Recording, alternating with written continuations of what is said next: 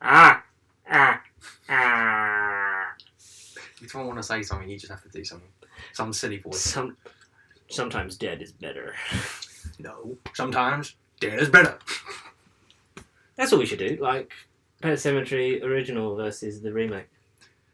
That's what we should do. Like OGV remake. That should be a thing. Next week's plan. That's what we'll do. I'll see. That should be a new show. OG versus remake. Yeah. We'll talk about random things. We could do like Spider-Man 2002 versus Amazing Spider-Man 2012, and then sequel versus sequel. Okay. Yeah, Spider-Man 3 versus Venom. No. Yes. We don't talk about that. Bloody Into the Spider-Verse is on Blu-ray now, isn't it? Need to get that for that Spider-Ham short. I said I was going to pre-order it and I didn't. Yeah, I need to get that. Sometimes. Podcasts are better. Ham is better. Ham is definitely better, unless, your religion forbids you from eating it. Speaking of forbidding you from eating it, welcome to Nerd Bible Podcast. Yeah, hello. Episode 40, Connor. Well, we're actually nearly 40, man. 50. We're nearly 50. And so we're 12 weeks away from the year. From our Nerd Bible year. Oh, wow. I'm making plans for the 1 year. We're going to do a lot that week. Oh. By that I mean more than just this. Okay. Yeah, hopefully, I found Matt's memory stick now, so we're all go. I can send him the script for those videos. Full steam ahead. Gonna have try and get some guests on. We need to get that guy who we met at your party. Somehow, the Punisher. Well, Matt's got his phone number. Okay. We need to get Rob on. Yeah. Rob's gonna be in a video as well. Is he? Once we organise the wrestling ring thing. Yeah. Yeah. Okay. That'll be. I can't wait for that one. That's gonna be I'm gonna just chuckle. I bet you will. Yeah. Just look at me and take the mic. Yeah. We should do in our year, look at all the people we've killed in our year of podcasting. We accidentally killed one of the Chuckle Brothers. Avenge the Fallen. Yeah, we accidentally killed... No, we didn't kill Stanley. We didn't talk about Stanley, did we? Didn't, no. Thank God for that. We might have mentioned him, but we weren't saying... We mentioned Tom Baker frivolously, and I hope we don't kill him. I really hope we don't. Because I've got a load of season box sets I need. Yeah, don't we all? Yeah. Yes, so... It's the final one. The final countdown. Yeah, this is our final episode. The final. We cancelled everybody. Yeah. No, we've got just like everything else. The final season recap of our 7 seasons, 7 weeks. It's been nearly 2 months of talking about Game of Thrones. And I have finally come out the other side of Westeros. How do you feel? Like I said to you off camera, change man. Change, my dear. It seems not a moment too soon. No, I've been renewed. Been renewed, have you? I've been renewed, have I? No, I feel like I've got a whole new regeneration cycle. And next thing you know, I'm going to conquer all the time and space. I thought you were going to sing Aladdin then. I feel like a whole new generations. Don't you dare go to Bravos. A new fantastic cell sword. I don't know. So season 7, and then we're going to go through some, because as you listen to this, season 8 will be about to drop. 3 days, isn't it? Yeah. Yeah. 3 days. So it premieres for us on Sky Atlantic on the Monday, for if you're in the UK. Obviously, you watch it on the Sunday. What time on the Monday? Normally 9 o'clock. 9 PM. Yeah, but I think it comes on the Sky, watch it on demand from midnight on. So midnight as soon as it hits Monday morning. So Now TV. Say if I'd be watching it on Now TV. So would I be able to watch it as it's on live? Or I think you would. You can from midnight on Monday. I think you can watch it. So 3 hours after it's broadcast, then you can. Yeah. Okay. I think that's how they've done it to try and compensate the gap. So I'll probably watch. Or maybe no. I'll wait till the 6th week. Well, I'll be behind the finale though. That is brave, because Twitter. Not that you use it often, but if you scroll through and you might see something like, oh, so-and-so's dead, that's ruined it for me. And plus on here. Oh, yeah, on here, yeah. Yeah, because we're going to talk about it. Okay, well, I'll just cover my ears and don't hear nothing. And until that doesn't work, we've also got some films to talk about that we saw. And yeah, different any news, gossip or scandal, also I've got something to test you on. But yeah, in this week of world goings on and nerdiness. Yes. What do we have? We got your previously mentioned Assassin's Creed 3 Remastered. Is that out now? Because I've seen the trailer. It has been out for, I think, it came out not last week, the week before. Oh, we're a bit behind. A bit behind, are you? No, I've had it since it came out. Have you? Just like your Spider-Man game review, it's definitely coming out. Yes, yeah, it's in the works, guys. It's in the... By the time the next game drops. Yeah. Well, unconfirmed sequel, but I mean, it's very likely at this point. What, an unconfirmed sequel to your video? Both. Greenlit a sequel? Who's running this company? Sounds like an imbecile. Certainly not Netflix. Harry Sullivan is an imbecile. Oh, yes. He was in Blooming Revengers. What an idiot. Yeah. Idiot. So you're liking the AC? A remastered. Yeah, compared to how it is originally, it's just... In terms of remaster, they've done more than remaster it. Because a remaster, in my eyes, is normally just the game as it was originally intended, bumped up graphically to suit the modern consoles. It's not just that. It's different artistic vision. The game was a bland, boring, dry painting dripping from the wall. Now it looks like a glorious waterfall of colours. And when did 3 release? Was it 2012? 2012. Jesus. Yeah, it was literally the end of the world. Because did you play that one originally? I didn't, but I remember seeing the trailer in the cinema because it's the Revolution. In the cinema. Yeah, because it's the Revolution. He jumps over the barricade and then axes someone in the neck. I remember that. Yes. I've played 1 and 2. 2 I love. Brotherhood and Revelations, obviously, because I'm such a sheep. It's that trilogy. Yeah, I need to get the remaster of them. We need to do a big Assassin's Creed thing. Creed Odyssey, I've seen bits that I like. Odyssey, I've only just started this week. What's the other one? The one before? Origins, yeah. Origins is a bit... I don't like Unity, though. No, and I play the Chronicles games just for the gamer school. I need to go Perfected through China. games. I'm on India. You perfected China? Yeah. I'm nearly done China. India, Russia have not yet conquered. In India, I'm going to throw myself into, and then Russia. Russia, I know, has the hardest achievement out of all of them because you have to take down a tank in 10 seconds. Okay. Because there's a bit of a sniper rifle, and I know that. But I've seen enough of the videos to know that where I have to do it, it's just going to take some practice. Right, okay. Yeah. Did you see speaking of... I don't know how to segue for this bit. It would do. Did you know that Hollywood is dead? Hollywood? It's officially out of ideas. What do you mean, Jordan? Because a film has been commissioned. That it's been greenlit. That the world does not need. Right. Are you familiar with the movie Grease? Yes. Yes. We know that there was an unnecessary sequel called Grease 2. There is now... Grease DOS. Yeah, it's basically a straight TV. Grease Trez. It's worse than that. It's worse than a Grease 3. It is a prequel movie called Summer Lovin'. De-Grease. Just called Greasy. Oh, Greasy, yeah. Oh, madam. Called Summer Lovin' about the summer where Danny and Sandy met. Why? Why now? Why have they done it now? I don't know, but I'm not a fan of it, but in the film, the song Summer Lovin', you see that. You see how they make it's part of the flashback, isn't it? Yeah, exactly. Yeah. So they're making a movie out of those 2-3 minutes of a movie that already exists, and we know the story. And that's not the focus of Grease, because it's them coming back together and then changing for the better for each other and shit like that. And then there's a flying car, and they have a sing-song and a funfair. Yeah, that is basically what happens. Yeah. That's Grease. Then there's a car race in it, I think. Yeah, I haven't seen that film in years. To quote Futurama, I have no opinions about this one way or the other.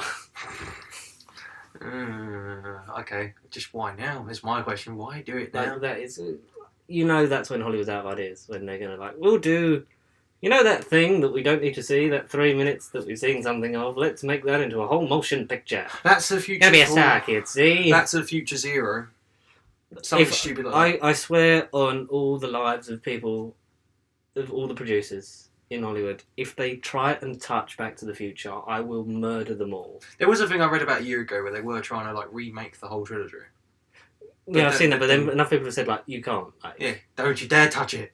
You could, in theory, I wouldn't be okay with this, but I would. You could do it with different characters set more up to So I just killed a fly. More up to date. You could do it like that. Yes. Yeah. I wouldn't be happy with it, but I would be more accepting of it than let's reboot the whole thing. Because you can't, because it's Michael J. Fox and Christopher Lloyd, you can't replicate that. And Back to the Future is my favourite film of all time. The first one. Yeah. Unpopular opinion. 2 is better than 3. I really like 2. 2's better than... Hang on, 2's better than 3, yeah, I agree with that. 2's better than 3. But I thought you were saying 1 was better than... I thought you said 1 was your favourite, but then you think 2's better. I'm like, wait, what? No. 2 is better than 3. 2 is better than 3, yeah. And the best thing about 1 is it works on its own. It does. But also works as part of the bigger story. Yeah. But you could watch... But you can also watch... You could technically watch all of them on their own. Yeah. Because they recap enough of the first one in the first 2, in the second 2. To catch you up on. Yeah, so you could essentially just watch 3 if you wanted to, or watch it, but you watch 1. Yeah, no, don't. Yeah, just 1 is amazing. At least 1. Yeah. That's not your cup of tea. Then do 1. That's it. It's Michael J. Fox, Christopher Lloyd, and all that, and that whole cast, and it was magical, and you don't touch that. Well, it's funny enough, speaking of remakes and reboots, the thing I did mention to you, maybe you or someone else I know, Buffy the Vampire Slayer is getting a reboot. Oh yeah, I've seen it. I thought I talked about this to you, but I just wrote an email to Big Damn Cast about it. It was ages ago. It was a good few months ago. If you want to go by their episode count, like on 119, which they're on 140 something now. So. Okay. Because they'd said about it, and it's like but they specifically come out and said that they were looking for a person of colour as the lead.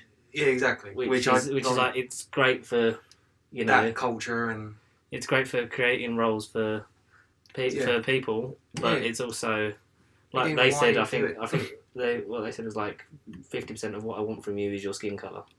Yeah, which is a bit. Yeah, it's just everything. There's nowadays, trying to be PC, and then there's trying too hard. Everything is just PC. That's the thing. There's no I think something like Buffy. I think something like Buffy can work because it didn't end with like everyone has the potential to be like roughly Slayer. That is how roughly. Yeah. So you can do it as a world building thing. Maybe it shouldn't necessarily be called Buffy. Yeah, just do it as a follow on from it. Yeah, like an anthology thing. Didn't they have Angel? That was a spin off, wasn't it? Yeah. I haven't watched Angel, but I've watched Buffy. I like Buffy. I haven't watched Angel either. But I haven't watched Buffy in years. I should do that. Neither did I. Yeah, I'm currently. Neither did I. Season 3. Oh man. I'd say 7, so I'm nowhere near halfway. But good show. Good show, man. Good show, man. Yeah. One that I can watch with the freedom now, not knowing Game of Thrones is now through and done. It's behind me now. When it's through and done, you just have to watch it once a week. Speaking of watching once a week, a new Disney Plus show has been the greatest. Screw the other ones. So this one is. So another Marvel TV show on Disney Plus. Kind of, what is it? Oh, let's say It's about It's about the greatest and strongest Avenger, right? Genuinely excited for this one. Drum roll, please.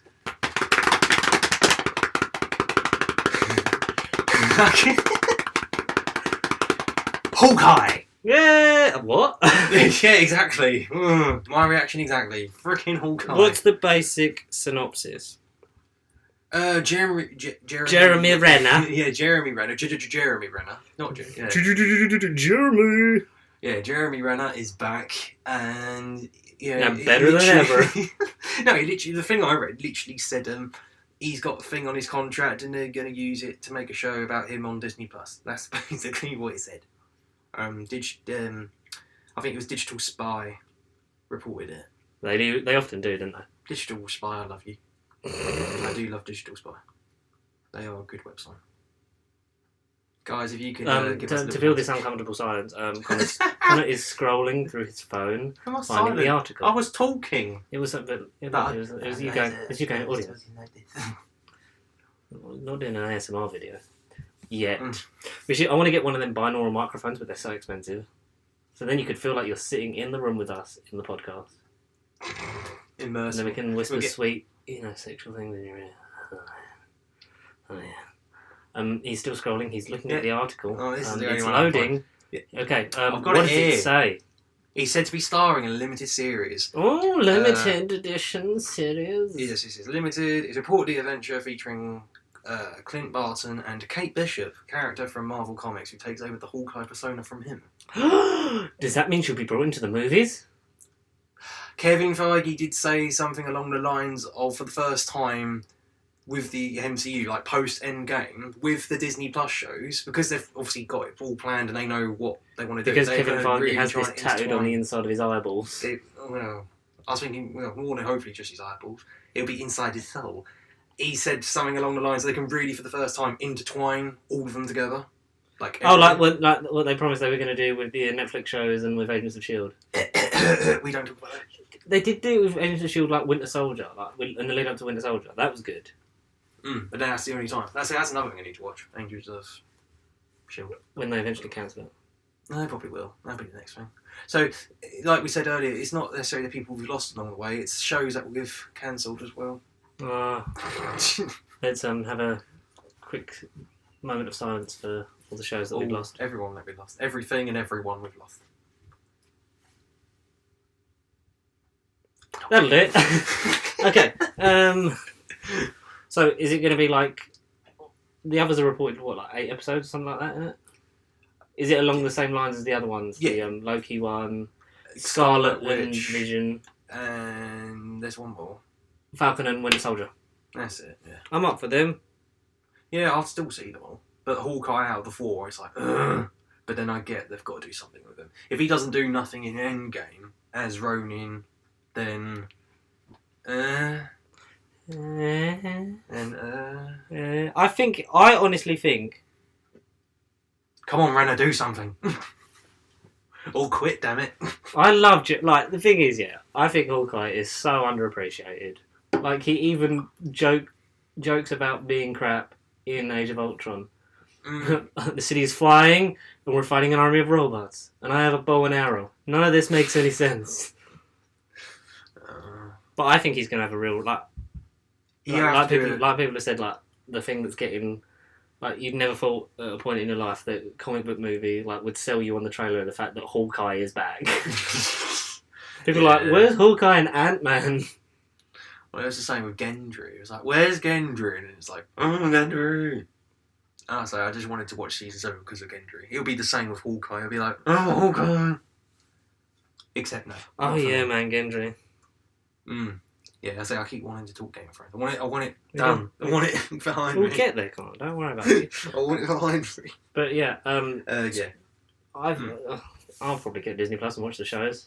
Oh, I mean, especially if you got like the actual movie characters played by the movie actors in the movies. But then does that mean that Hawkeye survives Endgame? Yeah, because it doesn't say whether it's before. That's what it doesn't. That's what I want to know. It doesn't say it's after. There's a bit in one of the trailers where like he's with a girl who's firing a bow and arrow, and you don't know whether it's Kate Bishop or his daughter, or maybe they're adapting his daughter along the Kate Bishop storyline. Yeah. Oh. You never know. Also, why would you call yourself Ronin if it is after Endgame and he does survive? Why would you be Ronin and then go back to being Hawkeye?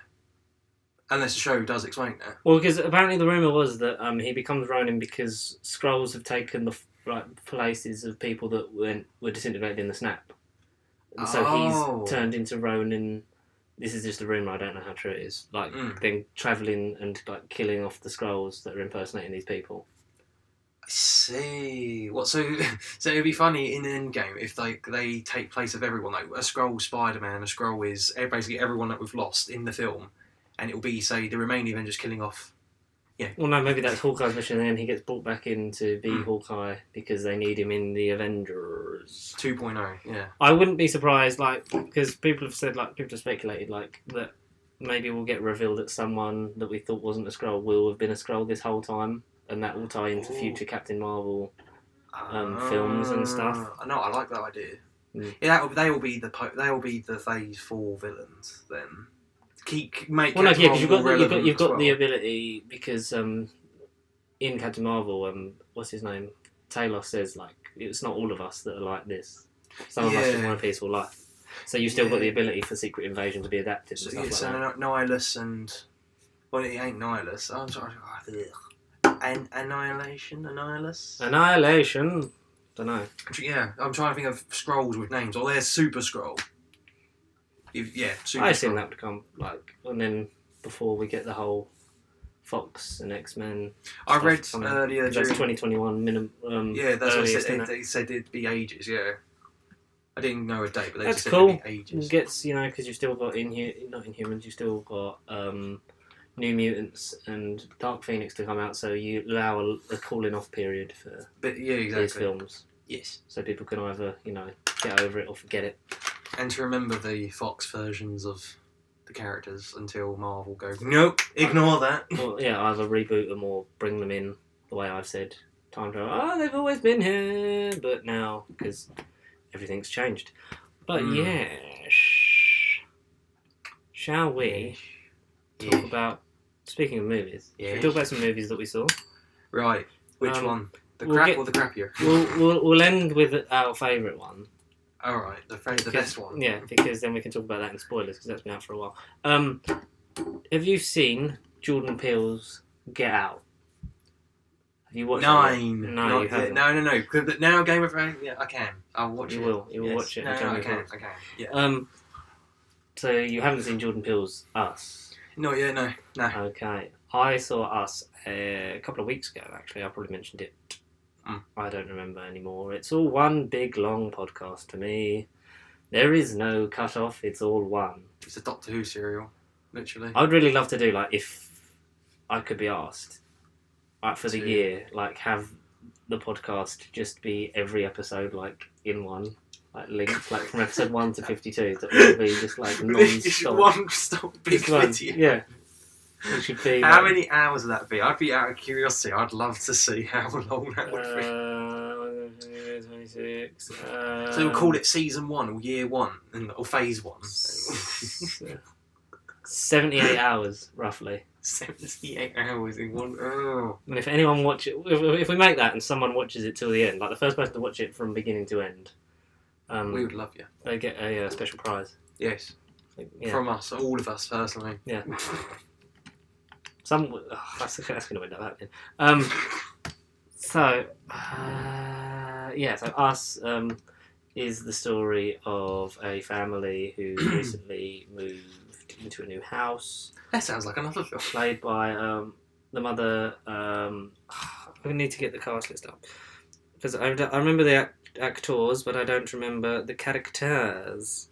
It stars Lupita Nyong'o, Winston Duke, and 2 very good child actors. It's not a sequel to Get Out, isn't it? He said it's the same sort of project, so they could be. You could interpret that as in universe or I see. Okay, so it stars Lupita Nyong'o as Adelaide, Winston Duke as her husband Gabe. You've got Zora and Jason, their kids, played by Shahadi Wright Joseph and Evan Alex, respectively. You've got another family that are dicks.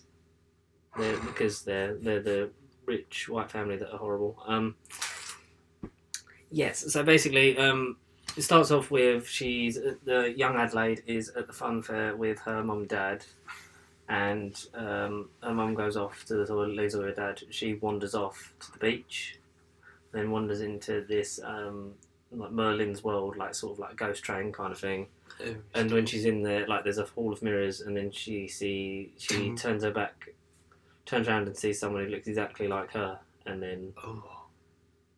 And it cuts to present day, and she's an adult. You see flashes of her having therapy and stuff, but she's an adult now, married to Gabe, has 2 kids, and living out a life. And they end up they move house, and then they go back to the same beach that she was at when she wandered off.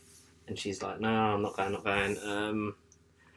Do you see sort of like how Shaun the Dead style, when you had you'd see just bits in the background of the effect that's going on in the world around.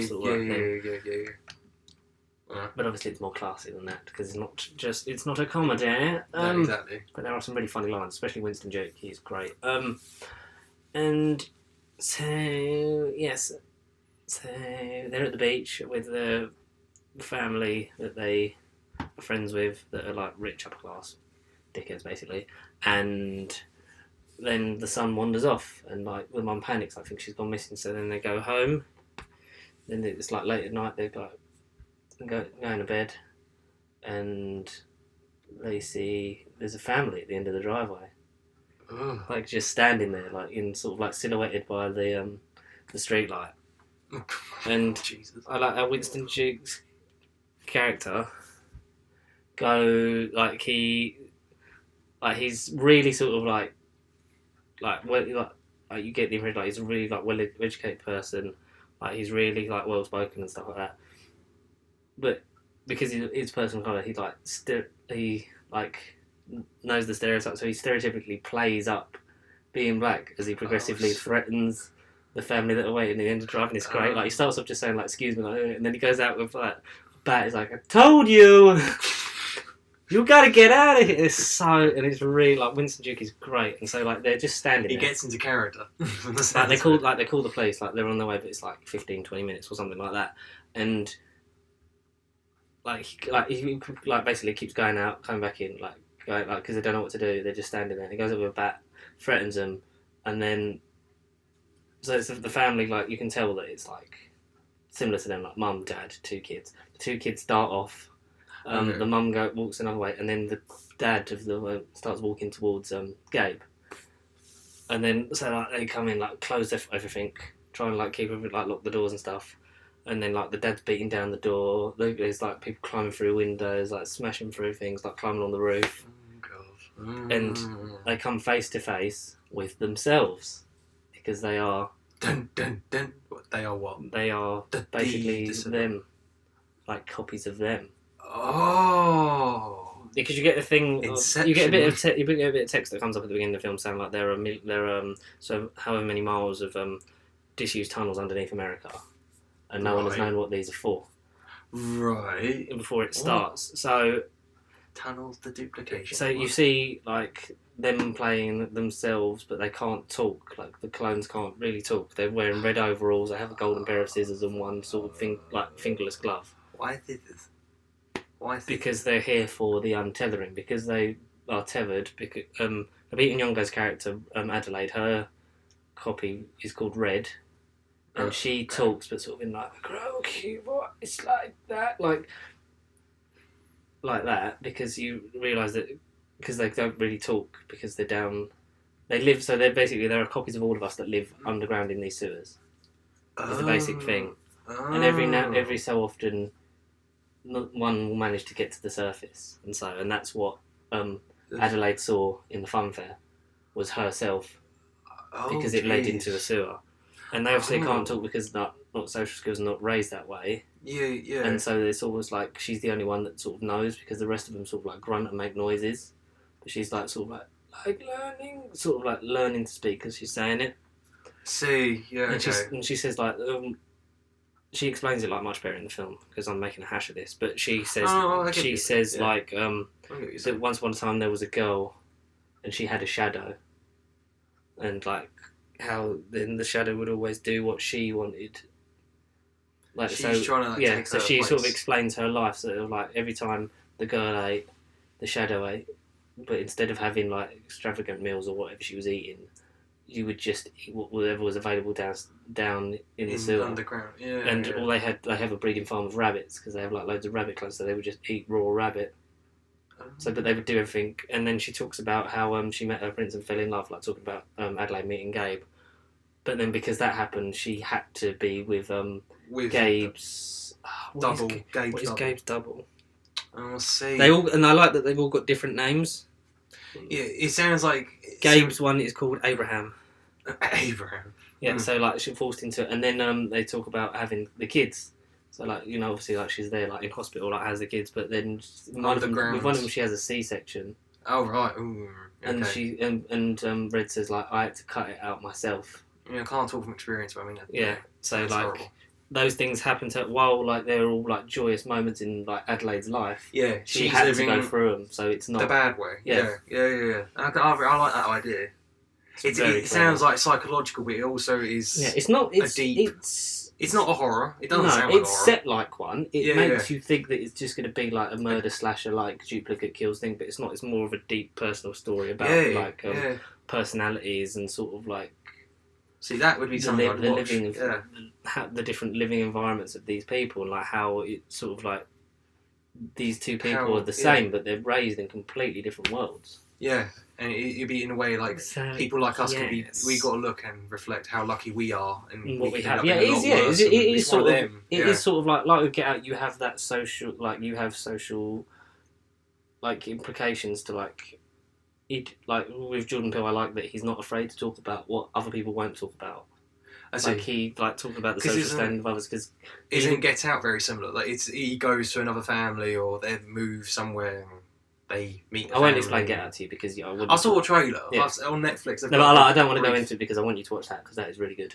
I know I will do, but I'm just guessing that there's it's that sort of thing. From what you've seen from the trailer, but it's there is a lot of deeper shit. Yeah, to it. Yeah. And I like how he came out and said he doesn't really see himself casting a white lead because he's seen that movie, which is good because he's not. It's not him going out there saying I'm never going to hire white people. It's he counts himself lucky to be in a position where he's this great filmmaker now. He has the ability to create these roles. So obviously he's going to create the roles for all for everyone to put everyone on an equal playing field. He's not going to go out there and be strong white male lead, blah blah blah. He's not going to do any of that because, like we've said, to make social equality and that the norm, you have to have it for everyone and just keep doing it. PC, it's another PC tactic, but it's the right tactic. It's done the right way because for him it's just how he does it. Big fan of Jordan Peele. It's his year, isn't it? It's the year of the Peele because it's us. Twilight Zone started on April Fool's Day with him presenting it, and then he's in Toy Story 4. Who's he playing Toy Story 4? And one of the new characters, like Ducky or something like that. Him and Keegan-Michael Key are playing two characters together. Oh, okay. Good. Famous comedy drama. It's really well written and sort of it's more of a thinker than a doer of a movie. It's not thingy kill blah blah blah. Yeah, so they're having this discussion, and they then chain up Adelaide to the table because then her and Red are gonna talk or something, and then the daughter's one is really creepy, smiling and says to Zora the Adelaide's clone says to Zora run, and the mum Adelaide's it's okay, you got to go, and she has to run, and then the other one chases her. So she's obviously playing, and then really annoying not remembering these characters' names. Jason takes his one upstairs, who Pluto is his one, is his tethered. Yeah. Not Pluto, Jason wears a mask, a monkey mask, because he's always sort of crawling into places, sneaking around, having winding up his sister, stuff like that. Yeah. But this boy has almost just a full face mask, psycho thing. It's just full with a zip on the mouth. Oh, right. And he sort of acts almost like a dog, when he's around the family. There's he sort of makes sounds stuff like that. Okay. But when because they have points where when you do shadow them, they copy. Oops, sorry, punch the mic.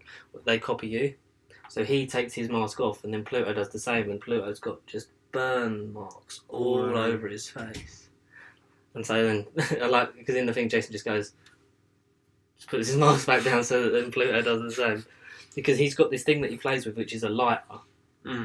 So he's been playing with it upstairs, doing that, but it's dead, nothing's coming out. So obviously, while he's been doing that, he sort of realises that he's obviously done that and then caught fire to something and burnt himself because of him. Yeah. Oh, I see. So it's one of them. Yeah.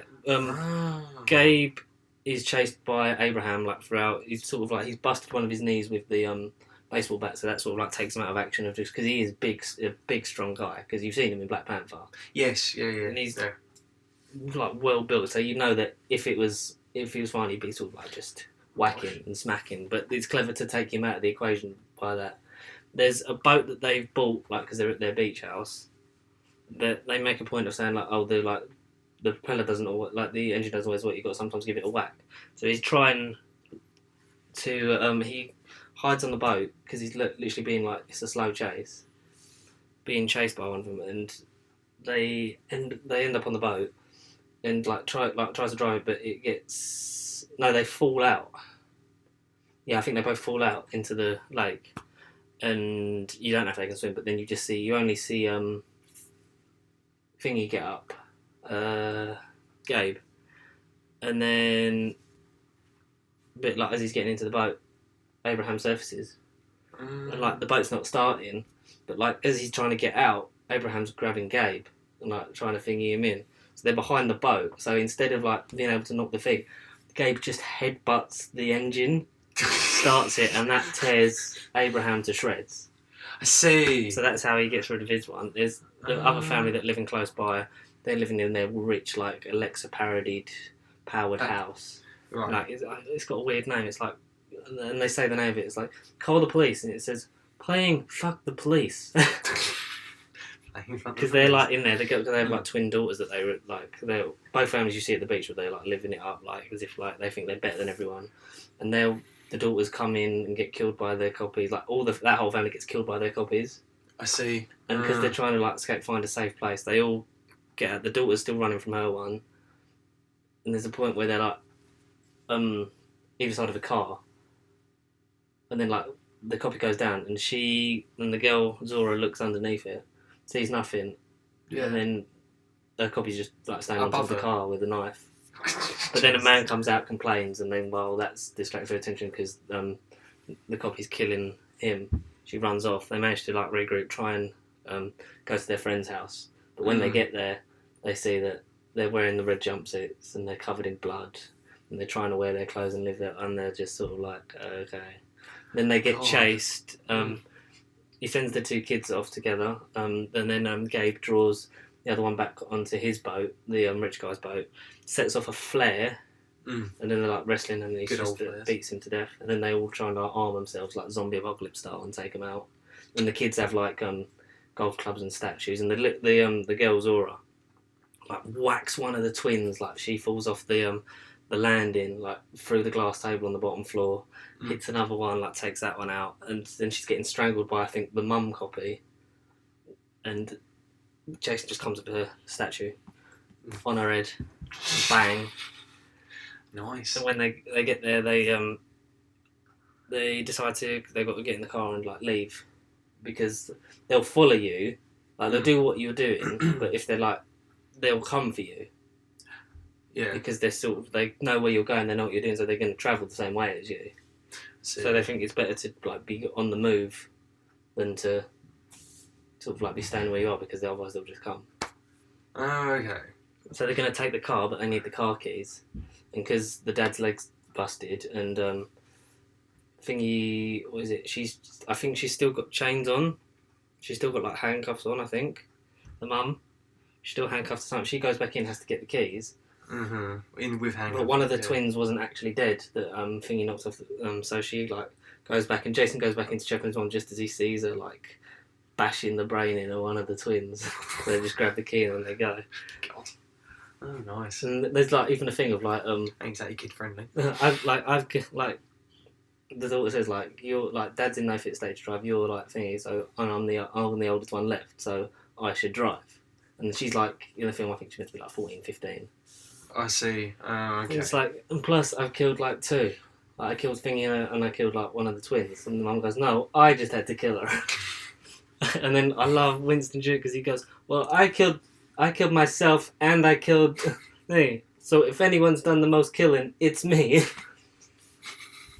Oh god. So they drive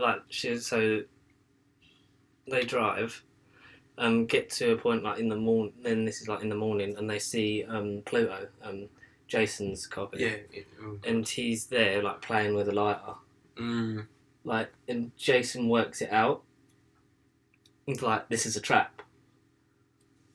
So then, like, they all get out because he's lit the fire, like, still playing with the lighter that Jason's playing with, and there's just a trail of gasoline up to the car.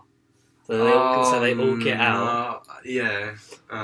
But Jason works out the shadowing thing, and so he like gets Pluto to copy him, and Jason just keeps walking backwards, but behind Pluto is the fire that he started, like one of the cars. So he makes Pluto walk into it and burn to death. Oh, clever. But then as he does that, Adelaide's copy, Red, takes him, runs off with him, like takes him like underground, like to the thing. So she has to go back to rescue him. Yeah.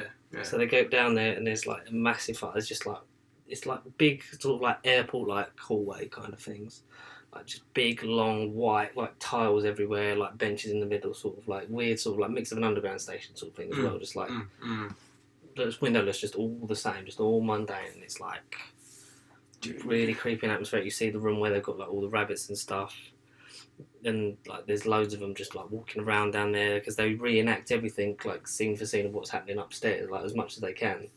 And you see her having more like things of, because she was in therapy after she went missing for a bit, and you keep hearing her mum going like, I just want my little girl to come back, like that's not her, blah blah blah. And then like you get down to them, she finds she has to fight. I think she gets one of the fire picks from the fireplace, and she's fighting with Red, and eventually like bests her. But like it's a long old thing, and Red's just like throwing stuff at her because like they're stronger than us.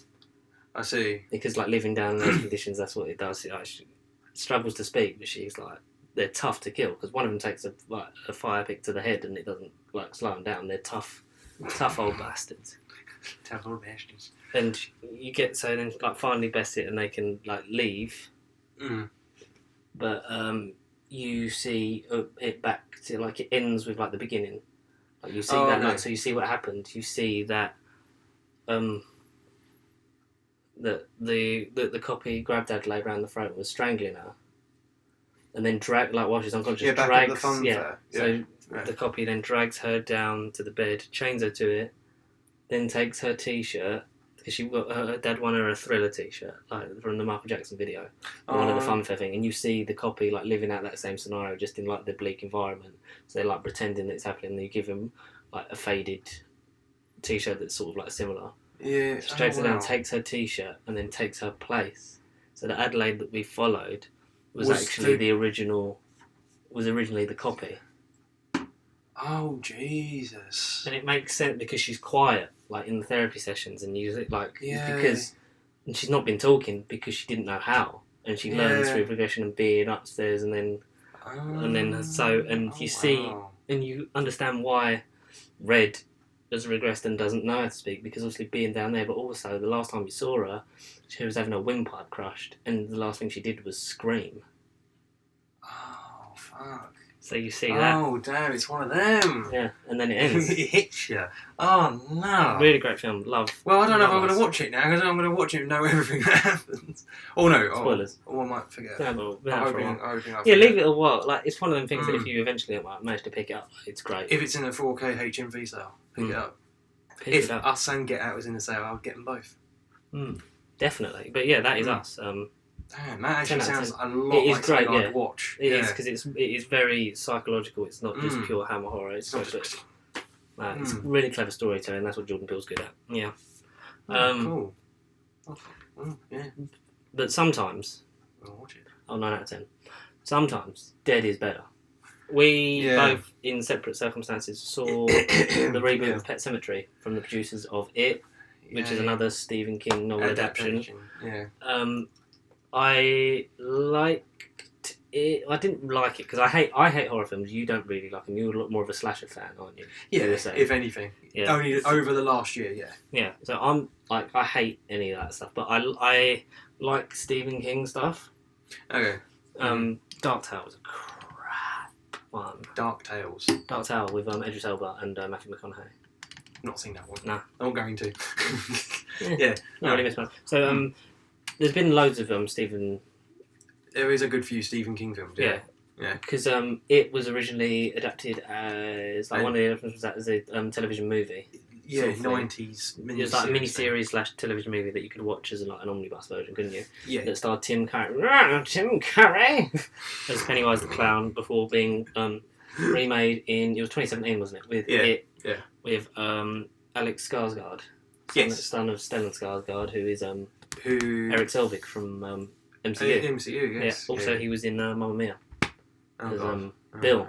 The original, not the original, the recent one. Here we go again. He was in because he's the older person. But yeah, not Alex Skarsgård. It was the Stellan Skarsgård is yeah. Blah blah blah. Yes. Anyway. Yeah. Anyway, is it Alex Skarsgård or is it Bill Skarsgård? It's a Skarsgård boy. Skarsgård. It isn't Skarsgård in something else. That's how I know. He was in Tarzan, the young one. Yes. Legend of Tarzan, or whatever it Yes, was. because you can actually see him normal. That's it. Yeah. Yeah, and he plays Pennywise the clown. Bill Skarsgård. It was Bill. And Divergent, yeah. Divergent, yeah. And Atomic Blonde. And Yeah, God, he was in Atomic Blonde. That was great. Hemlock Grove on Netflix as well. I never watched that. I probably never will. So that was rebooted, and they're sort of like they're going for reboot all the Stephen King stuff in like big feature film. Pet Semetery. When did the original Pet Semetery come out? 1980. I'm on list of adaptations. 1989. 1989, and click on it so you know. Click on it. Yeah, click. So, Pet Semetery originally out in 1989. Starred. Who did it star? It had Dale Midkiff as Lewis. Oh, Fred Gwynn. Fred Gwynn as Judd Crandall. Dennis. Sometimes. Dennis. Better. Dennis Crosby. Denise Crosby as Rachel. Michael Hughes as Gage, and Blaze was Ellie. Okay, so Pet Semetery is a 2019 motion picture. It follows the story of the family with Lewis, Rachel, Ellie, and Gabe. Yeah, that's it. Yeah. They move to a suburban neighbourhood. Are you on the 2019 one now? No, not ain't that quick. Is there a remake thing? Remake, yes. Yeah, I'm on it now. Yeah, yes. Okay. Starring, it's Jason Clarke, previously of Terminator fame, and what was the other thing he was in? Jason Clarke was in Zero Dark 30, Dawn of the Planet of the Apes, that's the thing. Yeah. So, Jason Clarke as Lewis, you've got Amy Schmeitzer, John as Rachel, John Lithgow as Judd Crandall, and then you've got Hugh and Lucas Lavoie as Gage Creed, the young boy, and Jet Lawrence as Ellie. Yeah. So it follows the story of a family that moves to a suburban neighbourhood after living in the middle of Boston. Yeah, and that's it, Boston. They moved to, was it Ludlow or something like that it's called? It's Ludlow, I think, yeah. Moved to a small, Ludlow, small country town, and blah, blah, blah, blah, blah, blah. And they find that in their new plotland there is a pet cemetery. As you do. The children of the town, when their pets die, they make like a big sort of procession, like they put animal masks on, and then we'll wheel them down to the cemetery and bury them. But there's also a big barrier. Big old barrier. Like, kind of like a mini wall, a little bit. Yeah. A bit sort of like a dam, really, isn't it? Just built out of like wood, and we don't know what that's for. And so we see Ellie exploring it because bored. She didn't like watching SpongeBob, and then she meets. She gets. I don't blame her. I don't like SpongeBob. I probably would do the same thing. Yeah, she gets a bee sting, and when she meets Judd, because she falls off the barrier, and he like takes the sting out, like, and tells her all about the cemetery and stuff like that, and like you can't go beyond. The barrier. The wall. Can't go beyond the wall. Fuck, we're 48 minutes in, we still haven't done Game of Thrones. No. Good thing is it's a shorter season, so it'll take less time. Yeah, so, and you see the dad at work, like, adjusting from being, like, on-call doctor to working at a private, private thing. What's clinic, it called? Private. Yeah, we'll call it a clinic. It's like private doctor surgery, basically. Yeah. And, like, he's not getting a lot, and then one day this boy comes in who was hit by a car, and like, his face, because like his brain's like coming out the back of his head because like it's just bleeding, and then the boy dies, and the lights flicker, and then he sits up and says, "Lewis, it was one of them. The barrier can't be broken," and like Lewis doesn't know whether this is happening in his head or whether it's actually happening, or he's stressing about it, and goes to talk to his wife about it, and then it's like, no, don't worry. Oh, it's nothing. I've seen dead guys all the time. They also have a cat called Church, we failed to mention. So like, and they're scared to tell Ellie about death. Yes. Because like they feel she's too young. Why, George? Why? They feel she's too young. But then she has a 9th birthday. They invite family round. They have oh no, it's before that. Okay, so before that they're going trick or treating and they find that Church is dead. And Judd tells Lewis, he says, like, we'll bury him when you come back, like, because you love, like, your daughter. So he's doing it out of the kindness because he's got to know the family, like, they invite him round because he's been living on his own since his wife died. Yes. And his dog. And his dog Biffer, and by that time he was quite a sniffer. Yeah, that's one of the only things, like Biffer the sniffer. Biffer the sniffer. And yeah, so he'd buried his dog in there previously, and then so they take Church's body, and they go beyond the barrier because if you bury something it's the land where the dead walk. If you bury something in there, that it comes back. Not always exactly the same, but it comes back. So they bury the cat there because they don't even tell Ellie that the cat's there. It's run away. Yeah. Yeah. And then the cat comes back like all blood, like they say, oh, he ran away, and it's like, no, Church came in my room last night. She's over there. Yeah, and like Church is like, he's coming through the window, like they see the bloody paw prints, and he's in the cupboard, but he's like I've got a mingy coat now because like he's got covered in blood and dirt and twigs and that. He looks like as if he's had a dirty shower. And there's one point where Ellie's brushing him with a cat brush, and he gets cut on something, like gets caught on something, which you don't see until it happens with another character. But then like Church like switches and he bites her. And like he sort of become a bit more savage. And Lewis learns that when Judd did it, Judd actually buried Biffa there the first time. So he buried him to bring him back, and buried him found out because it's based on like the ancient like belief in the Wendigo that like the spirit will like raise it from the dead and stuff like that. Yeah. So he buried his dog Biffa in there. He'd come back and then he started like attacking people and becoming more savage. So he said that's when because originally he got like old and then got put down because he'd been hit by a car or something. But then he said and that's when my dad had to put him down the second time. So his dad had then shot the dog and then they buried Biff in the normal part. Yeah. Because sometimes dead is better. Yeah, you go. Especially in this film. Yeah, sometimes it is. But he carries on. But then they take the cat because the cat's becoming worse. He takes it, like drives it away, releases him, and just says, "Good luck." Yeah, because he doesn't want to kill the cat. No, because the cat gives him the eyes when he tries to inject it and put it down, and he's just like sort of sets for it. It's like don't come, like so it's like he's not going to come back. But then at the birthday party, because they live like on a like really narrow country road, and so they play hide and seek at Ellie's birthday party. Yeah. Kids will run from different directions, and she's by the road, but she's like still like she's not in the road because she's hiding behind a tree. But then she sees something walking down the street, and it's Church, the cat. Yeah. So she goes out to meet it. Bloody cat. And then her little brother Gage is running into the road, but you see a big 18-wheeler tanker. Yeah, exactly, tanker. Coming. Yeah. And the tanker lorry coming, and the dad just in time sees Gabe. So he's further on from like because Ellie's like further down the street. So like he sees him running, jumps, like grabs him out of the way, just in time. But like the driver was looking at his phone, but then hits the brakes, and then starts going to tank slapper.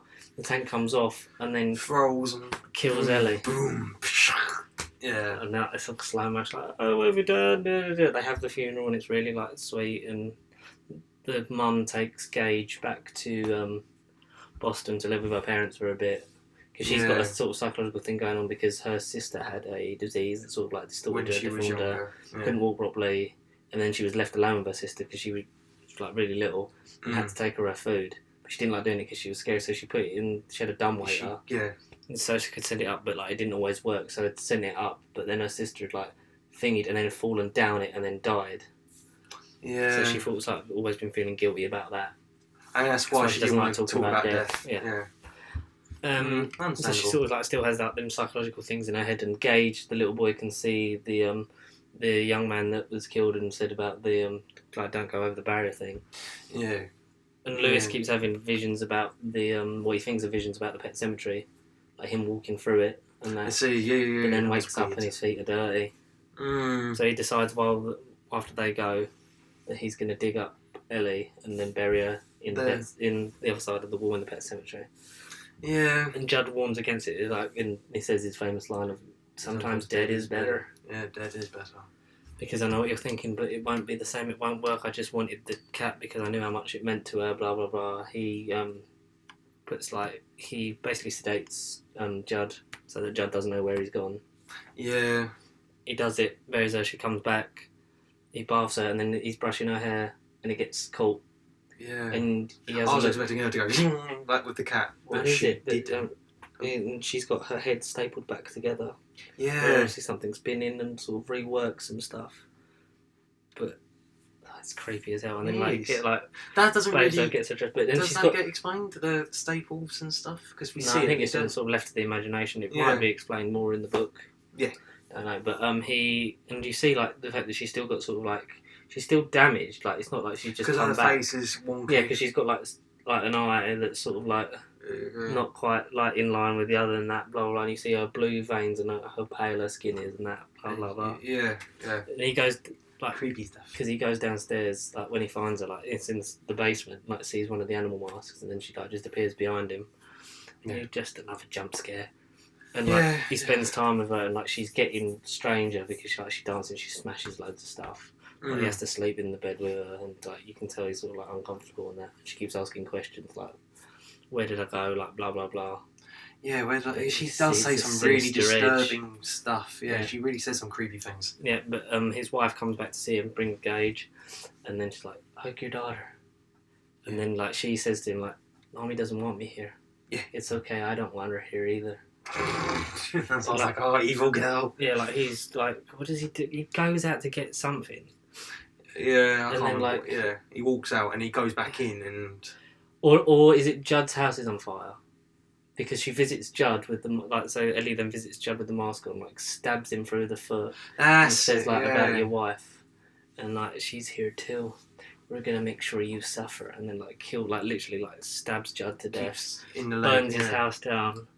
And then like, I think that's why Lewis goes to like check, and then you see her coming for Rachel, for her mum, and like trying to like stab her and stuff. And then like there's bits like she jumps on, like she slashes her hand, like she like just catches her with a knife, like, and then mum throws her, takes Gage, like runs out of the thing. Well, no, she's like on the top floor, and then she pushes the thing, and like she's coming, and she has to drop her son out the window to Lewis. And just as she does that, as she's about to jump, then she gets stabbed by her daughter. And then takes it out and then just stabs her in the gut, and then it's just bittersweet. But yeah, so she kills her mum, and then she's after the baby. No, she's after then her dad. Yeah, and he locks the boy in the car. In the car, says like, don't open this for anyone, especially not your sister. Yeah. And then like he's fighting her off like in the Pet Semetery, and like he's like about to win. Like he's finally like got hold of her because she's like rolling around. She's like getting some good hits in, some cuts, and he's he's about to hit her over the head with a shovel, and then he gets stabbed through the chest by a monument. Yeah. At one of the memorial bits gets pulled out, and you see it's the mum. Yeah, the mum does become part of it as well. Yeah. And it's like, join us, Dad. We'll be together. And then like that happens to him, and like as morning breaks, the little boy's still in the car, and you see the dad walk to the car. The mum and the daughter walk into the car. It ends with the sound of the car unlocking. Goes, I thought his hands go on the window. Well, his hands go on the window, and then it like the boy looks, and then it goes doot, doot, and then like cuts. The screen goes to black. Yeah. So you can only assume that he dead too, and they're all living out undead. Happily ever after in the afterlife. Yeah. Creepy film. I liked it. I liked bits of it. I mean, that recap makes it sound better than it was. It is a bit of like, because Other Connor said, Devlin, hello, said that it is very slow at the beginning. It's a lot of building, and then everything sort of happens in the final act, really, doesn't it? It really, yeah, that's why I said the last 20 minutes was good, and then the whole film was just, like you just summed it up, slow, and it was well building, and just getting on with it, and testing your patience. Yeah. I mean, is it different from the original, or is it literally just a shot-for-shot kind of remake, but just done on a better budget and visual? I don't think it's just especially shot-for-shot. I think it's like on a remake, but with more behind today's quality. Yeah. I don't know. Like you say, the last 20 minutes got me when stuff actually happened, but I didn't like. I want to just go into the things I don't like. But like one of the things that just got me was the same jump scares. Oh yeah, there was a lot samey stuff. There was trucks. There was at least 4 truck Yeah, when scares. the truck drives past and horses. Yeah, there was like 4 of them. But that's sort of like getting you ready. It's almost like tastes like. But ready for what? There was nothing. That's what it was. Only them really that got me. Yeah. And then the girl in like her sister, like we're not her, but also just looking at her for the first time, and then like her dropping from the, and then there was one more with her. Yeah. That was it. That got me really. Scary it was like stuff, 7. Yeah. But I'm useless with horror, so I didn't like it. Yeah, I didn't like good it. film. Not like decent. Not going to set you on fire. I think you should watch the remake and then draw your opinion from that. Yeah. But yeah, I would say a solid 7, 8. Oh, that's a bit too generous. Or would you give it like 5? Yeah, 5. At least a 5. Fair enough. At least a 5. Opinion is subjective. Yeah, I don't know. Even ignoring it just as a film, I sat there, regardless of what genre it is, I just sat there and thought, good God, I've never been as bored. Like, I don't know. It really just wasn't worth it in my eyes. I'm sorry, but it wasn't good. It wasn't good. No. I mean, with it, I've heard good things about, like, at least the modern remake of it. But after seeing that, I'm not going to go into it thinking, oh, I'm You've going got it before it Chapter 2 comes out. Yeah, exactly. I know. Yes. Yeah, but I don't know. I'm not going to rush in to see it now. I don't think. Speaking of seeing it. Yes. Yeah. Let's get to the main topic at 1 hour in. Yeah. It's GOT. The only good topic. Season 7. It's the final recap. Thanks for everyone. It's the final recap. In Westeros. Everyone who has liked and wanted Game of Thrones content, I thank you very much for enjoying it with us. The 3 or 4 people on Facebook, maybe. I don't know. Yeah. I'll quickly log into email, see if we have any. I doubt it, though. Don't know why I do it. But yeah, it is the final recap. So season 7, because season 8 is, at the time of listening to this, is about to drop if you're an American, or a day away if you're living in the United Kingdom. But yes, season 7 of Game of Thrones. Connor, as we start off, because you hadn't seen it. No. Basic thoughts, non-spoilery. Basic thoughts? Yeah, your thoughts of season 7. Let's just sum it up. There's nothing basic about this season. Everything happens. I mean, in the long run, like, once the show's over and we'll look at this season, like season 7 on a rewatch in a couple of years' time, we'll just look at this as this precursor to season 8 and we'll be like, ugh, season 7's boring, we want it to season 8, because that's when things will happen. But season 7, first time around, not watching the show, it just leaves you speechless.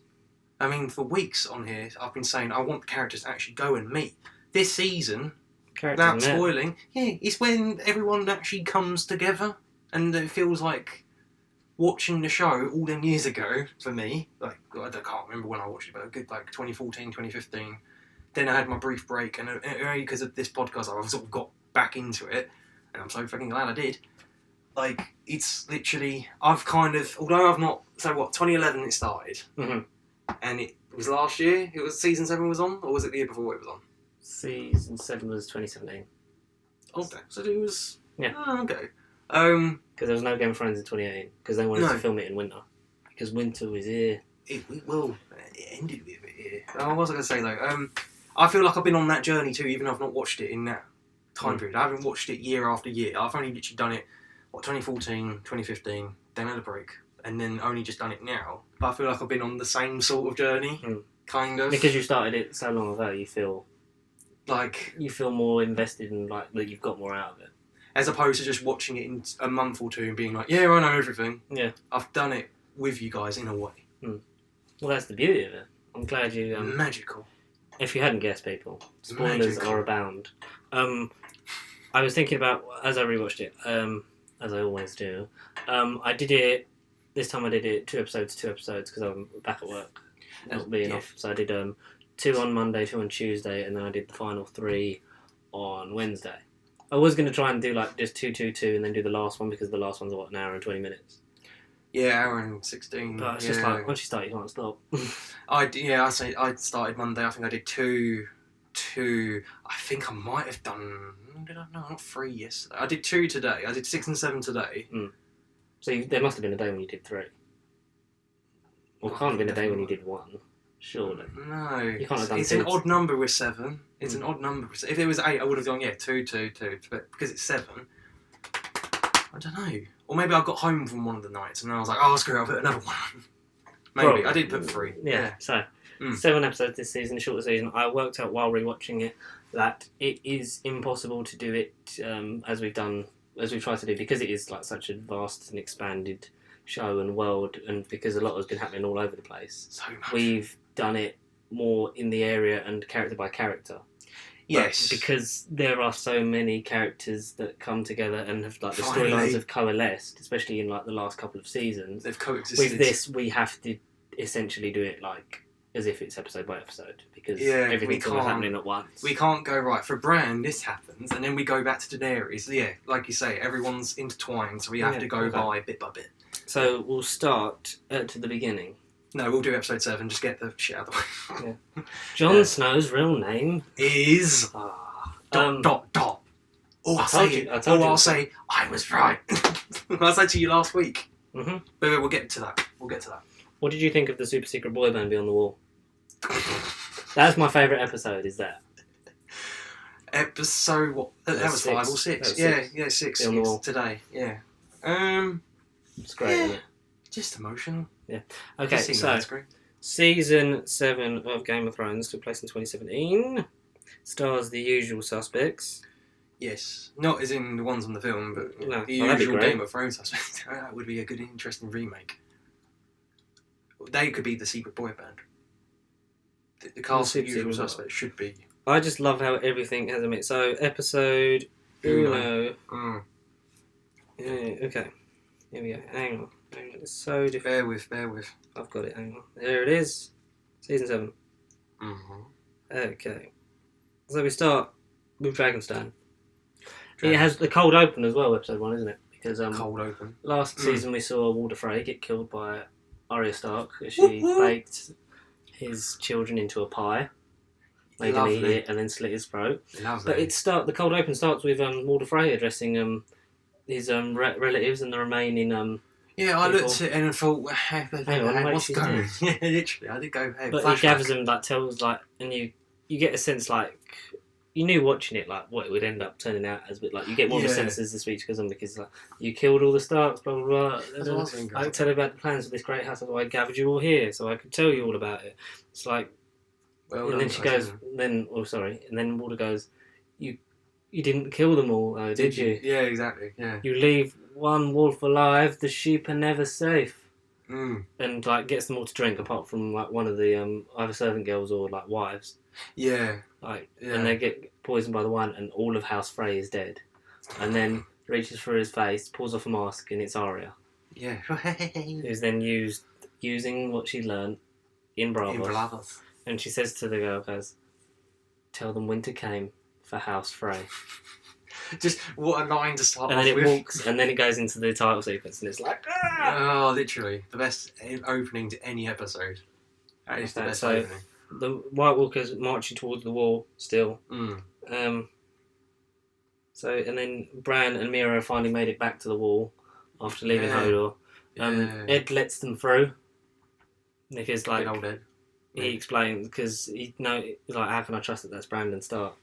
And he tells them stuff about Hardhome, about everything, and about what he knows because he is now the three-eyed Raven, and he can see everything that's happening. The past, the future. So they get through, and they're heading back through. After the aftermath of the Battle of Bastards, Jon's meeting with all the houses.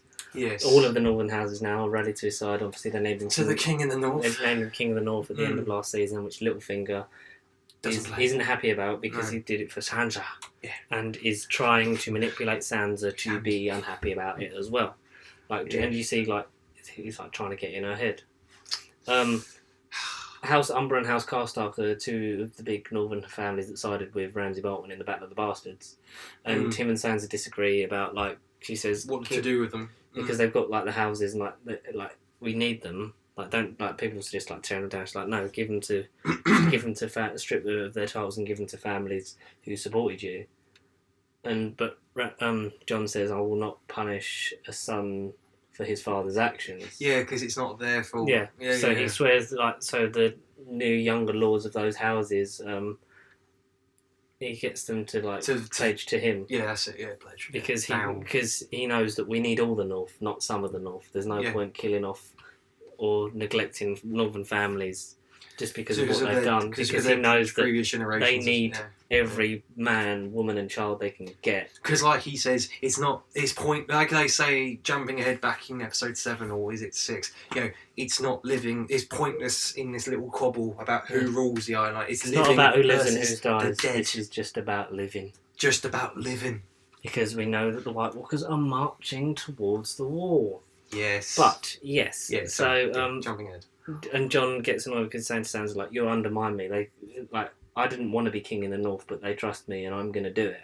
but Yeah. I'm going to do it my way and the best way for everyone. My way or the highway. Because he often talks about, like, you know, people like, tell me if, like, that's what got my father killed, blah blah blah, like having a kind heart, because he tries to always be as noble as his dad was. Yeah, which I love. He says, like, that might look it like that.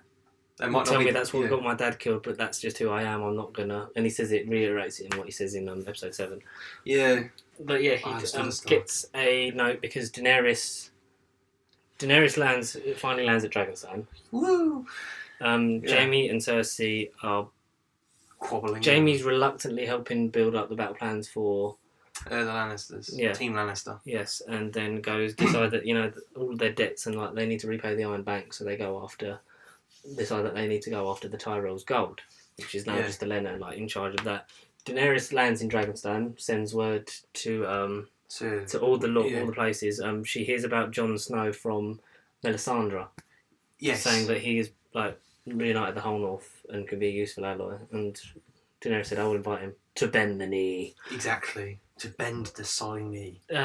We forgot to talk about Sam in season 6, who we did. Who stole his father's Valyrian steel sword and then went to the Citadel in Old Town to learn to be a maester. It was a great montage of him serving soup and cleaning up crap in the toilets, and that montage is so well cut together. Yes. Yes, funny. Mm-hmm. And then superhero Sam saves Jorah's life. Yep, he meets Jorah, who left Daenerys to find the cure for Grayskull, ended up at the Citadel. Yeah. Because I predicted he was going to die. The Grand Maester, played by Jim Broadbent, who is fabulous. Tells him that he's only got, like, one more day left because there's nothing we can do with Grayskull. No, but Sam's been going through old manuscripts and the forbidden section, logs and stuff like that, and finds, like, because it's dangerous, like, trying to cure Grayskull because you can infect yourself if you're treating them. Yeah. So he has to cut the whole top layer of the infected tissue and then, like, use a herbal remedy balm on the rest of it, and that should, like, do it. So it's just, like, it's so like he says to him, like, don't scream, I'm sorry, this is going to hurt, but this is the only way, and if they hear you screaming, he's like, have you done this before? And he's like, no, but blah, blah, blah. So Sam's there with Gilly, and so then cuts all the greyscale skin off Jorah, and it's so... It's like when he sounds like a dog, and he's going... like, he cuts it, and then just cuts, like, one big bit off, and because Jorah's, like, chewing... Like, he's got a he's clamping down on a something on a leather what's it called, belt. Yeah. Like one of them. Yeah. And then they're just like, okay, carry on. And it's so well edited. Like, you see the scalpel, and then it goes through, and it's just like it cuts to a pie because Arya is heading back south to King's Landing, where she bumps into Ed Sheeran. This is season 7, isn't it? Yeah, we're done with because season 6. Because you hear him going, and the loves and the hands of gold are always... I was looking at him thinking, like, I know him. I like in the Brits, when, because Natalie Dormer, who played Marjorie Tyrell, like, presented one of the awards, and Jack Whitehall was hosting, said, like, for a show full of incest, dragons and dwarves, and where the creepiest scene was still one with Ed Sheeran. Oh, I saw a clip of that at the time. Yes, I did. So funny. Yeah, because it's really if they didn't have him sing, I'd have been fine with it. But it's there like, oh, it's Ed, we'll have him sing like an old folks tale, blah blah blah. It's also got the kid from This Is England, but I forget his name. He's great. So she runs into a group of Lannister soldiers that have gone to help keep the peace between the Freys and the Northern people because they're struggling to hold. Because like last season, you saw them like try and take back the Tully's castle. Yeah, that's River right. Run, yeah, and stuff like that. So she runs a nice group of like young soldiers, and then they're like, "Where are you going?" I'm going to go kill the Queen. Led by a cheer. And they're like laughing, like they eat some rabbit, laugh, joke, drink, and she bumps into Hot Pie at the tavern, like back in there, and it's like, "Where are you going?" South to King's Landing, and just like, "I thought you'd be going north." She's like, "Why would I go there? The Boltons have it." She's like, "No, Jon Snow marched the Wildling army and killed Ramsay in the Battle of the Bastard. Holds Winterfell now. He's the king in the north." And then she's like, "What?" Well, yeah, she is. So then she decides to go back home. Is that right? She's like, "Yeah, man, I'm going home," because Cersei's still on her list. Yeah, of people to kill. Yes. So she's making her way back, but also you get Jon gets the letter from Daenerys, and then decides to go down to Dragonstone because the size of her army, and he's thinking of allies. You need allies to fight the army of the dead. Yeah. So he's going down for that, and she obviously wants allies for her claim to the Iron Throne. So for him, it's so he goes down to meet her, and like, I'm leaving both in capable hands, yours, and like leaves everything to Sansa. Which Sansa's like, no, don't go. Right, because of Littlefinger, but she leads very well, and she has Brienne with her. Yes, to look out for her. Yeah, because Brienne does not trust Littlefinger one bit. Who would? Cheeky, cheeky sod he is. Yes. Crafty. So yeah, because he's like trying to like mould and whisper in her ear behind the scenes and say like, "What do you want to do, Sansa?" Yeah, Lady Sansa. You're simple squared. Your sister. There's only one woman I ever truly loved. And that's your mother. And now you. Through the moon door. I love you, Sansa. Yeah, so he's like trying to whisper in her, and she, because the whole plan is like, Sansa sees the big picture. It's like, you forgot about the enemy in the south. You forget about Cersei. Like, I know her. There's a bit where Peter Baelish is telling her something. It's like, what, you're trying to tell me that the woman who murdered my mother, father, and brother is dangerous? I already knew that. Because she's getting more food provisions in, because she knows that if the Northern armies, like, because they'll be staying up north to like for when the White Walkers come through, because they need to fight them. They won't have time to come, so she's getting enough food supplies for that eventually. Like, if they need people to stay in Winterfell and stay in the north to fight, because they're not going to have time to bring enough provisions. So she's very good at that, like trying to like get enough together, all supplies for that gathering. Yeah, because she's thinking about what's coming north, but also what's coming south. Everyone.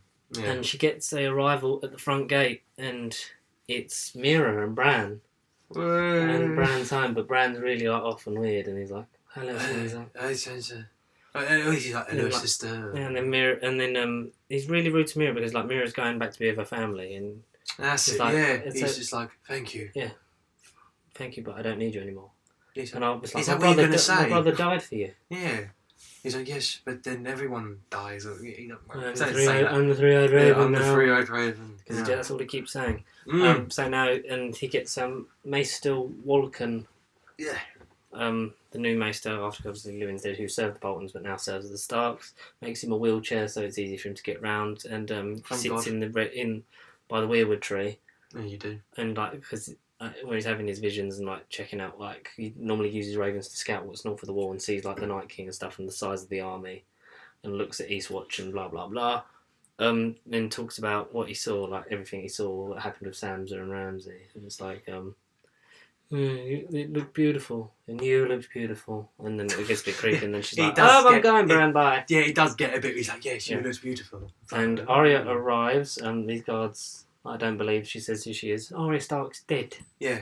And then she says, like, ask Maester Lewin or Sir Roderick, who is obviously the one trainer. Like, is that none of them people here? I can't remember what them guards say. He's like, "Oh, if you would kindly like fuck off." Yeah, I'll tell you again. Yeah, fuck off.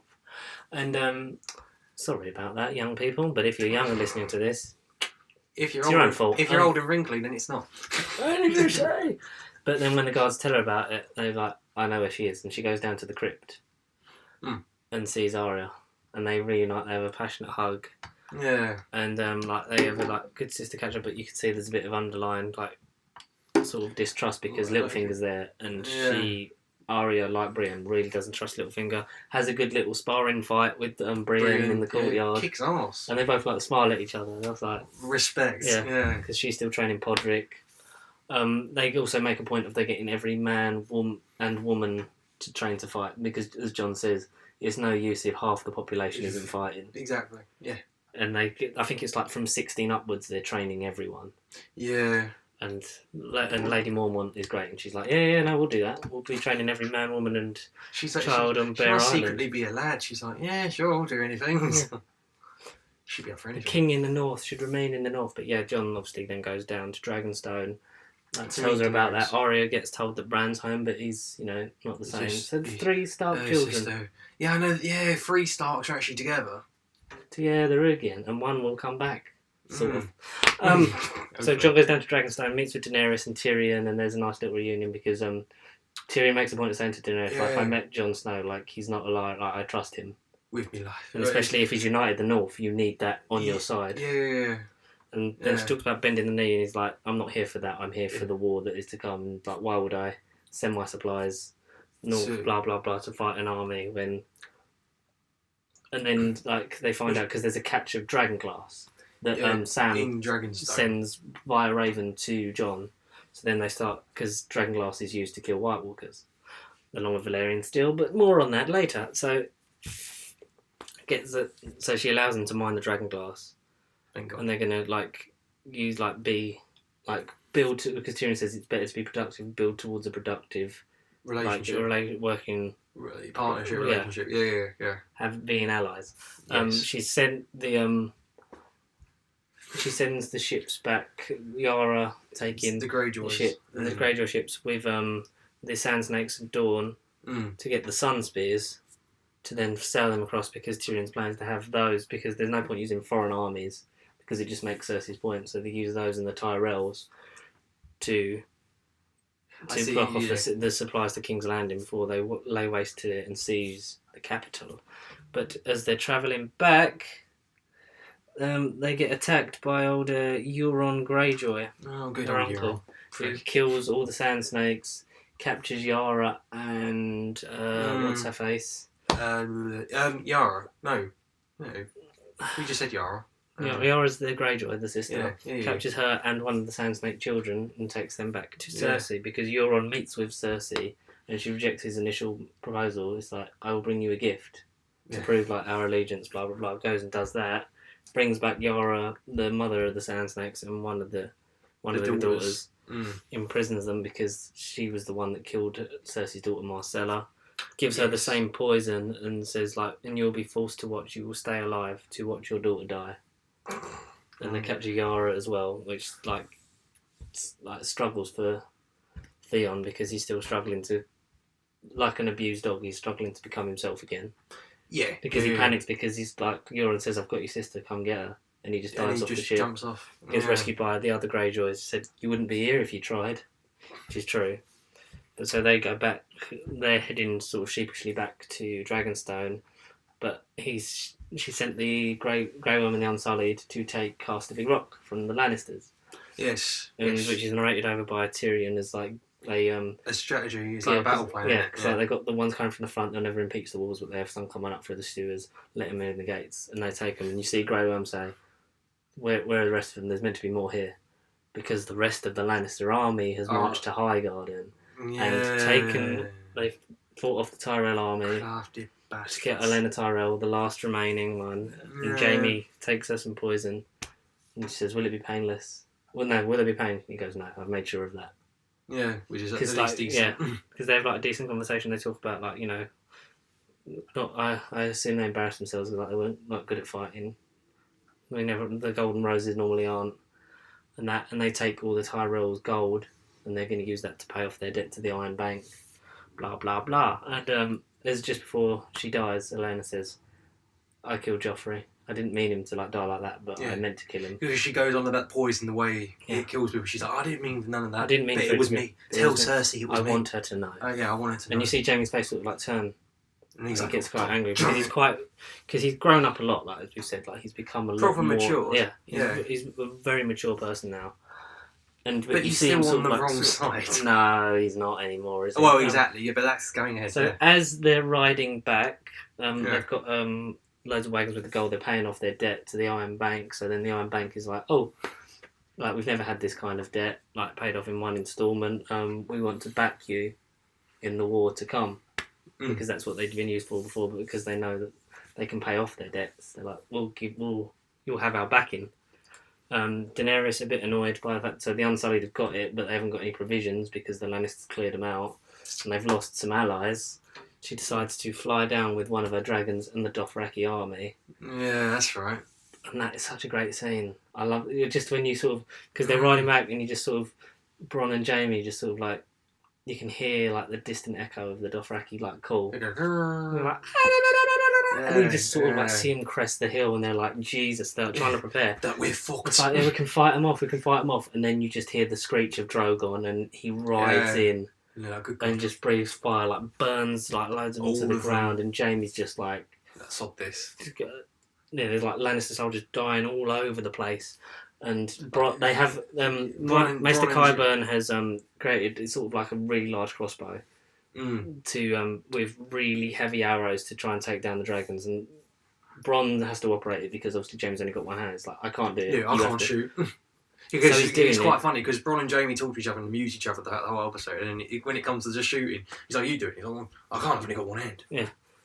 And then, so Bronn's doing it. He manages to get one in Drogon's shoulder, which injures it. Yeah. And then that just annoys him, and then Drogon just sets fire to everything, and Bronn just has to dive out the way. There's people turning to ash all over the place.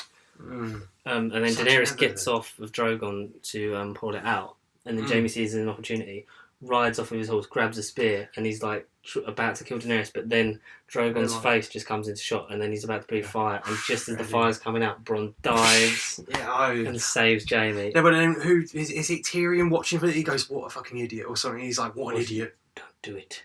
He's like, "What an idiot!" Because they still care for each other. And then and obviously Jaime goes back to Cersei and says, like I've seen the Dothraki fight. Whatever army we buy, the Dothraki will beat them. Yeah, exactly. And that was only with one dragon. What would she be able to do if she used all 3 dragons? If she really used them, we can't win this war. And basically pleading to Cersei, like it ain't gonna work. So yes, we need to get out of something. Jon and Daenerys sort of like reluctantly become more friendly because like she like with the Dragonstone thing, he shows her the cave, like the drawings and like the White Walkers, because he knows that she won't believe him. Exactly. So like he wants to show her, like he wants her to know, like he's telling the truth. Yeah. Like anyone would. And Davos is like, you know, I've not seen it, but like I know like what he's seen beyond. I've not seen anything. I've not seen anything, Your Highness, but I can't do Davos. What a flea-bottom accent, milady. Probably recognise. Yeah, and they're all sort of like coming, and Jon and Tyrion says like about Jon, says like, I trust the words of an honest man more than I trust the eyes of everyone else. Yeah. Yes. It's true. Because he believes that he's. Well, Jon says that to Tyrion. Yeah, no, Tyrion says that to Jon. Because like, I like when Tyrion goes up on the hill with Jon. Because Jon's essentially not kept prisoner, but like he's not allowed to leave because they're like trying to form an alliance. Things out. And I like when Tyrion says like, "I come up here to brood, but you look much better brooding than I do." Nice little joke, because everyone like keeps saying about, "Oh, Jon Snow's really mopey." Daenerys comes back. Theon comes back to Dragonstone, and Jon nearly beats him up. As you would, because he can't forgive him for the things he did to his family and but he says like animosity. You don't have to choose. You're a Greyjoy and you're a Stark. I see a bit of father. More of a father to you. Yeah, I see. He lives on in you, just like he lives on in me. And I can't have the right to fully forgive you, but for what I can, I forgive you. Yeah. Because what he did, because as much as he wronged the family, he saved Sansa and brought her home. Exactly. Yeah. So alliance is that, and they talk about they need to have an alliance with Cersei. They're planning all of them to meet and agree terms of a truce. Where did they meet again? The Dragon Pit. Yeah. Is where they meet, but that's a long way to go. So, so they're all trying to organise that because they know that they must prove the dead. So they decide to have an expedition north to get a White Walker to show them. So they arrange for a truce agreement between all of them, because the only way they can do it is with Cersei is to temporarily have a truce. They don't know how long it lasts, but just long enough so they can fight off what's in the north, kill the White Walkers, and then after that, then you go from there. Do Game of Thrones. Then it's like, and then probably then the war between, and then whoever wins and sits on the throne. And whatever. Because it's it's more important that we live. Exactly. Because there's no point ruling over a pile of ashes. A dead kingdom. Yeah. So they decide they need to have an expedition north. Jorah makes it back after being in Old Town. Yay. With Sam. So he's cured. He says once you told me to come back, so I'm here for you. Even when he meets up with Daenerys and when he sees Jon for the first time and sees Tyrion again, and everything, it's all. It's like when Tyrion goes, "I've missed you, Mormont." I've missed you, Mormont. So Jorah, when they talk about the going north to procure a White Walker to bring to Cersei, Jorah says, "Well, I'll do it because you wanted me to serve you, so I will." And because Jon had already sent the wildlings are now part of the Night's Watch, essentially, because he sent them to guard Tormund to take them to Eastwatch by the Sea, one of the castles on the wall. So they say we'll gain access from there, and some of them can come with us because they know the North better than us. Mm. And Davos goes, but they won't follow Ser Jorah. No. And Jon just goes, they won't have to. So Jon's like going as well, and Davos, who's like whole, because Davos will essentially, if Jon was to rule, would be his hand. Exactly, yeah. Davos and Jon. Davos is. I love their double act because they say, isn't it your job to talk him out of these stupid situations? It's like, well, everyone's ignoring me, so.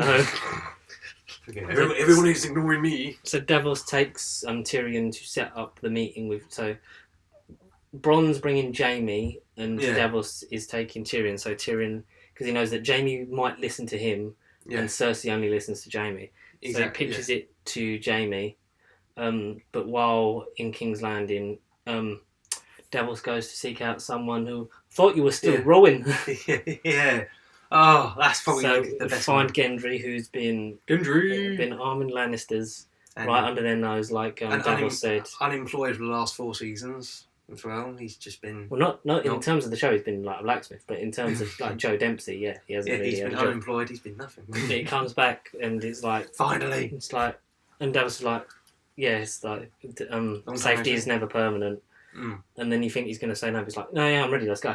He basically like, every swing of the hammer I've thought about it. And then it's like, well, you might want to take one of these swords. It's like, oh no, I don't know swords, but I know this. It takes a big hammer, like his father. Yeah, he's obviously Robert Baratheon's father, with a nice golden crest of the stag, the stag's head. Yeah, because he is the last one with Baratheon blood. He's the last line of Baratheons. Yeah. God damn. So he takes that, and then he keeps saying to Gendry, like, you can't tell Jon who you are. He doesn't need to have that stress as well because it's like the expedition he's about to go on. So just say you're a blacksmith that's about to go work in Winterfell. That's it. Say you're a blacksmith. So then the guards come and find them because they've got a rowboat by the beach. Like he pays them off, but then Tyrion's having his meeting with Jaime, and they talk like they're nearly sort of like they have like a bit of their kerfuffle about like everything that's happened since, like with father and stuff like that, because that left the family like vulnerable. Yeah. Not having Tywin there, and he tells them about that and like setting up the truce, which then Jaime relays to Cersei, and says like, I think that's in our best interest for the moment. So they agree to it. As Tyrion's walking back, the guards spot him and like they sort of recognise Tyrion. Just before they get to do anything, Gendry uses his hammer, breaks their faces. And then Davos just goes, this is Gendry. And Tyrion's like, Gendry. He'll do. So they sail off and he's like, okay, you're going to meet Jon, but just tell him like you're on your way to work at the Winterfell Forges. And he goes, I'm Gendry, Robert Baratheon's bastard. That's probably my favourite line. He was meant to keep that to himself. What? Our fathers trusted each other, why shouldn't we? Exactly, yeah. No, I like Gendry's point, why shouldn't you? And because Gendry's like been waiting so long to be involved in this war, he's like, I want to come to north of the wall. So it's Gendry, Jon, Tormund, Jorah, and then Jorah gets to the Eastwatch, like tells him about it. Davos is like, obviously I can't come because you're a liability, and Tormund's like, it's like, I'll come and bring some wildlings with me so we can show you the north. So Tormund goes, like 4 red shirts, but he says some other people wanted to go as well. Because people that have been journeying north since they saw in the flames that it's important to go north of the wall is the Brotherhood Without Banners. I want to say men every time, but Brotherhood Without Banners, So Beric Dondarrion, Thoros of Muir, Sandor Clegane, who's with them now, who joined them at the end of the last season. And then that's about it for them, isn't it? Because I think that is it. Because there's a couple of red shirts. The Brotherhood, Jon, Tormund. Yeah, so you got Sandor, Beric, Thoris, Jon, Jorah, Tormund, Gendry, and red shirts. So there's about 10 of them in total. So they're going to go north, grab a White Walker, bring it back south to this meeting that they've now set up as like to try and form a truce between everyone for now. Everybody. And as they're journeying, they find a group of them led by one of the sort of like the night soldiers. Like so, one of the all ice guys that's not the Night King, but is like one of the Night Generals. Yeah, sort of like that. And they fight them off. Like they're trying to corner one, but then Jon with his Valyrian sword kills the Night General. We'll call him that because obviously Valyrian he just shatters. So then all of those that they suspect that maybe he's the one that turned them. Yeah. So that's why they all drop. But then they find one, they corner it, and they're pinning it down, but it lets out a scream to alert the rest of it to it. So then Sandor's trying to trying to like cover his mouth, just like shut up. And so they tie it up like they take it with them, but there's the big horde. Like Jon knows there's a horde coming. Yeah. So he says to Gendry, like, go back to Eastwatch. You're the fastest. Get a raven to Daenerys. It's like, I'm not leaving. It's like, you're the fastest out of us. You need to go. And Tom was like, you're faster without the hammer. Which sort of like, if he'd have been caught by any White Walkers, would have been like, you're kind of right. Yeah. But he's not, because they draw him out onto this frozen lake. There's a fight with a polar bear that's good, where Thoris gets bitten, but they good old polar bear. They chastise the wound by using the flame sword to burn his skin. Was it an infected polar bear, or a White Walker? It was a White Walker polar bear. Yeah. But the polar bears have blue eyes. Yeah, that's right. And as they're running like to the frozen lake, I think one of the red shirts gets killed. It cracks all the ice. So the White Walkers stop because White Walkers can't swim. No. So they don't go any further than just the boys on the island. But because they literally just have to wait, and it's literally just a blizzard, and they're like just so cold and just waiting. And Thoris eventually dies. Yeah. Because he comes to his injuries and dies. And Jon's like, we have to burn his body because otherwise he's coming back. Yeah. So they use the sword. They burn him. Beric says a little prayer for him, but now Beric doesn't have his priest. So if Beric dies, no one's resurrecting him. But as Beric says, I've been waiting for the end for a long time. Maybe the Lord of Light sent me here to find it. Exactly.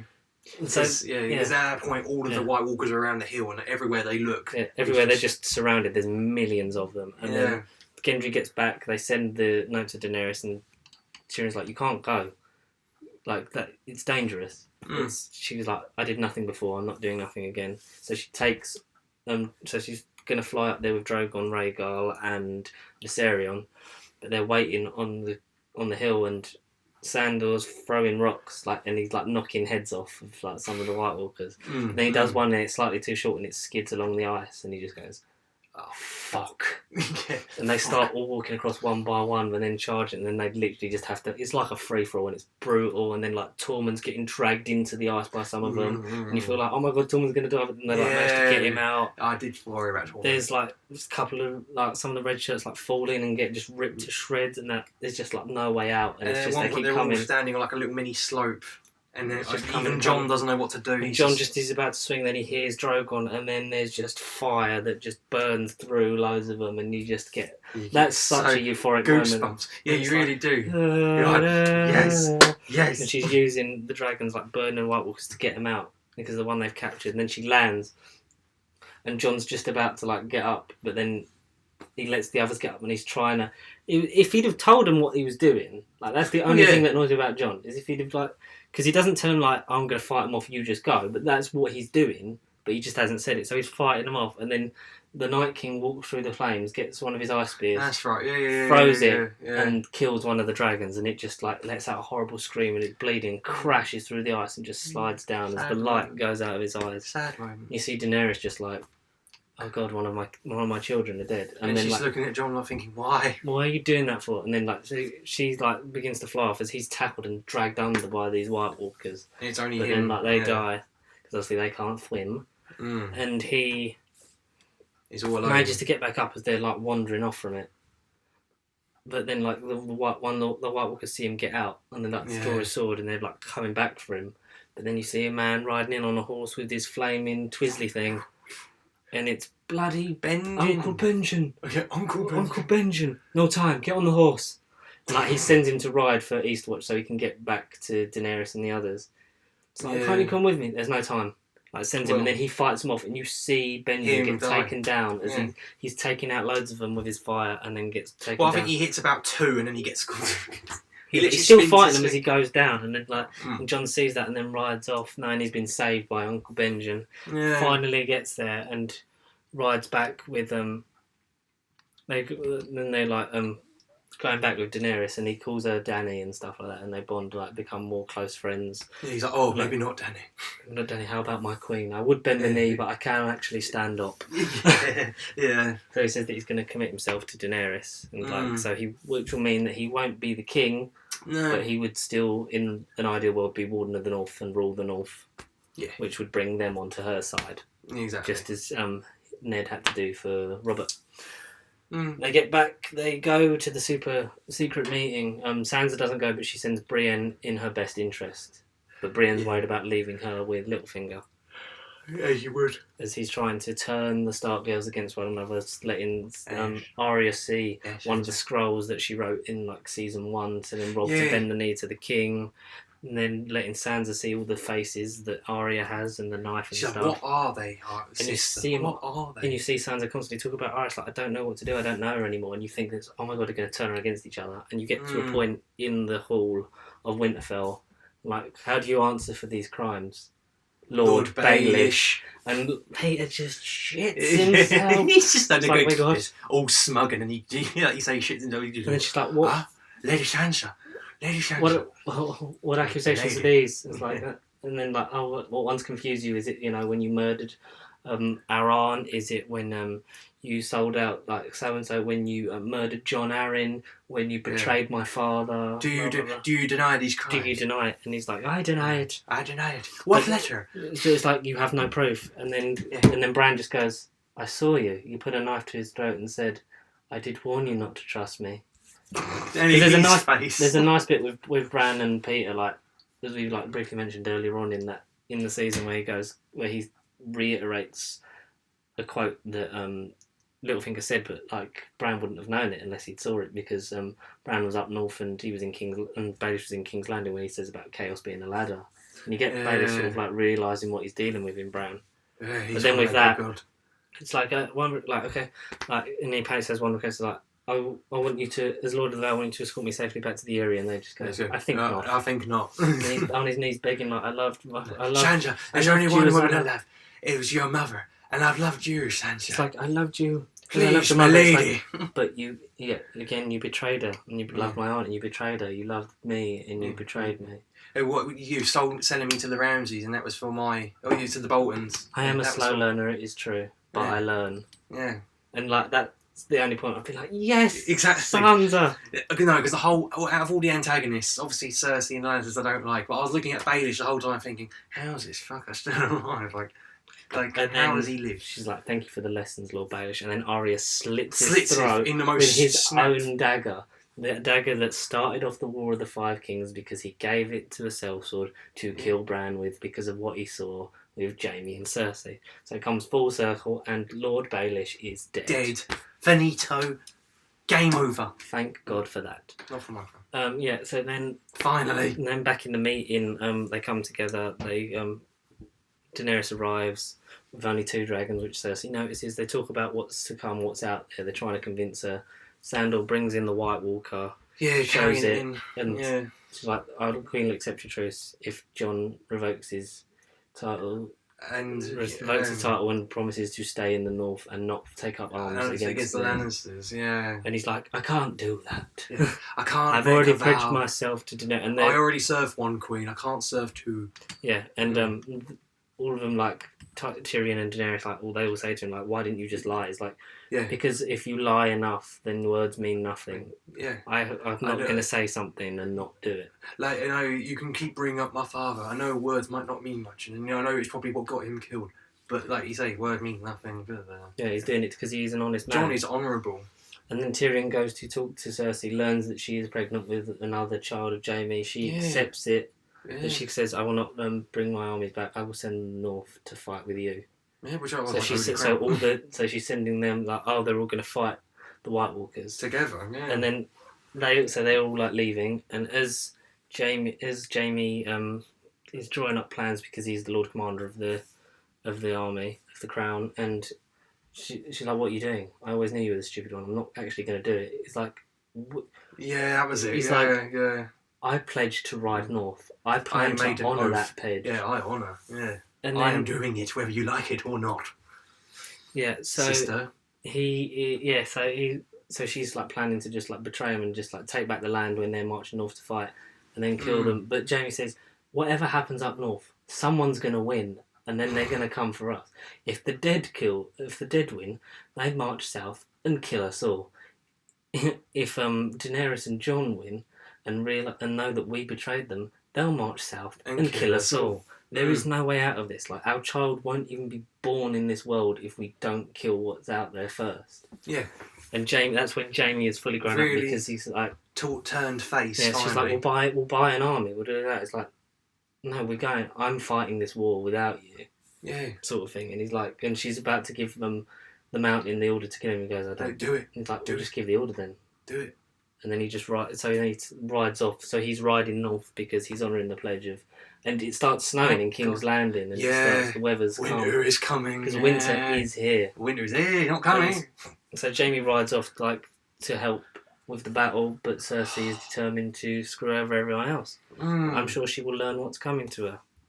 And we end Eastwatch by the Sea, where Tormund is, with Beric up there with him, and then they see the army like march on the wall, but obviously they can't get past it because it's too big. And the ancient magic. But before we get to that, we haven't mentioned the other secret. Yeah, the other important conversation. Yeah, I am about to mention it. Okay, now I thought you were going to go to. I want to end with that. You want to end with the conversation, not the wall. Yeah.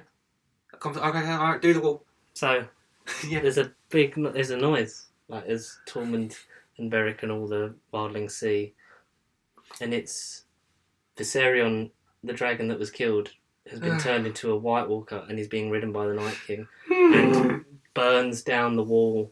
My God. Then Eastwatch is destroyed, the wall is destroyed, and the wall's no more. The walkers are no longer kept out and they are marching south. And so Tormund is still alive on top of the wall with Beric, but a lot of the wildlings died and the walls collapsed and the army in their millions is marching through the wall. It was a scary image. Unbeknownst to the group as they sail back, because now they're sailing to Winterfell, because Jon's going to bring Daenerys and her forces there. Her forces are going to meet her there, but they're all going to converge and have Winterfell as like the base because it is the northernmost fortress, isn't it? Apart from like Castle Black and stuff like that. But like the biggest place. So he's like sailing back, and you see a conversation because Sam has left the Citadel in Old Town, taken some scrolls with him because he's like seen some stuff. And he's gone back to serve Jon because he's come to help. He makes it back, talks to Bran, and there's bits like, "Oh, did you see that in a vision?" And Bran just holds up like a piece of parchment. He's like, "Oh, I don't know what that is." Yeah, he's like, "I'm the three-eyed raven." Oh, he's like, "I'm surprised you remembered me." They get on really well, yeah. It's like, I need to tell Jon about himself. It's like, he's not my father's bastard. He never has been. He's the son of Rhaegar Targaryen and my aunt Lyanna Stark. And my mouth just jaws up. And his name isn't Snow, it's Sand. Dornish bastards are called Sand. But then Sam uses what he learned because of something Gilly said. Yeah. I read that his marriage to Elia Martell was annulled, and he was married to Lyanna in a secret ceremony. He's like, "Are you sure?" It's like, it's a High Septon's diary. He wouldn't lie. It's like, and says to Bran, "Can you see something?" And Bran goes back into the vision, sees the marriage between Rhaegar and Lyanna, and then hears Jon's name. Yeah. Because like so he goes, and then it's the thing that I told you last was like when Bran goes, "Robert's rebellion was built on a lie. He didn't kidnap my aunt or rape her. He loved her. It was out of love." Yeah. And you see when she says to Ned his name is Aegon Targaryen, and Jon, who is then knocking on the cabin door of Daenerys as they've grown closer because they clearly have a bit of chemistry together and they're having a bit of the other, but they're related. Incest. Oh well, because there's a bit when Daenerys says like, "I can't have children." He goes, "And who told you that?" Yeah. Did you not think that she might be an unreliable source? You might have to find out for yourself. Cheeky bugger. So as they're having a bit, he's like, he's never been a bastard. So everything Jon's known is a lie. Because he's the heir to the Iron Throne because he is Aegon Targaryen, the last true-born descendant. Well, it's funny enough. Rhaegar. It's funny enough. I'm out of everyone. He's the one I wanted to win since the beginning, since day one. I felt like there was obviously more to him. And he's the one that's meant to be king out of everyone. I feel the thing I love about Jon is that like he's the nicest character. He's your archetypal hero in a world where those personality traits don't work. He is a and hero. Being nice doesn't work. But he's still stuck it out and he's still here. And he hasn't changed for and no he's one. having sex with his aunt. Oh, is that how they relate? Their aunt? Yeah, because his father Rhaegar was the older brother of Daenerys and Viserys. Rhaegar is Daenerys' brother. Okay. Yeah. Who was the Mad King? No, Mad King was her father, and Rhaegar's dad. What's his name? What's the Mad King's name again? The Mad King was Thingy Targaryen. It's another R, isn't it? It's all Ra. Yeah. Mad King, whatever his name was. But yeah, that's season 7 of GOT. Yeah. All done and over. How did you feel? Well, apart from the incest reveal, at the end. No, I liked the incest. It was the scale. I still want them to end up together. Yeah. No, I don't want to see the conversation when they find out. That's the only gutting thing is like, what happens when they find out? But will we'll find it just out. be like, ugh? Or will it be like, what do you mean well, I just had sex with me arms? Yeah. But there is big things to come. Oh, so many things. In fact, I am... How did you rate this season? What? Just numbers or just in general? What do you mean? General and a number, I'd say 9 out of 10. It's not my favourite, but I really do like it up there. I'd say a 9. I like it just below season 6. At least a 9. Yeah. Season 6 is the best because it's like the last full-on season and getting things happen. Mm-hmm.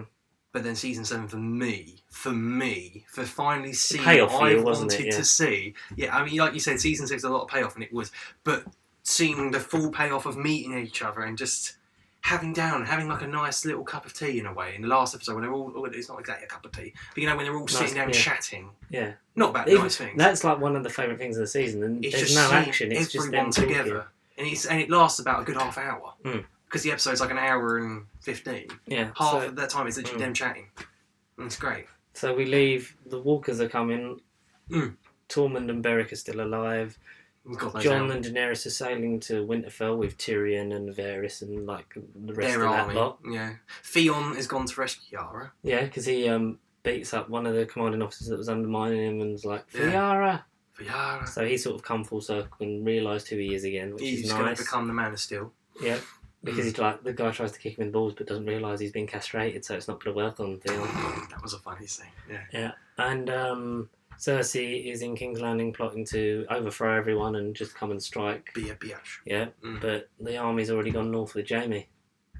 Yes. So I predict that Jaime, because the prophecy says that she'll be killed by her little brother. I believe that's Jaime. I don't believe that is Tyrion. No, Jaime will kill Cersei. Yeah. No.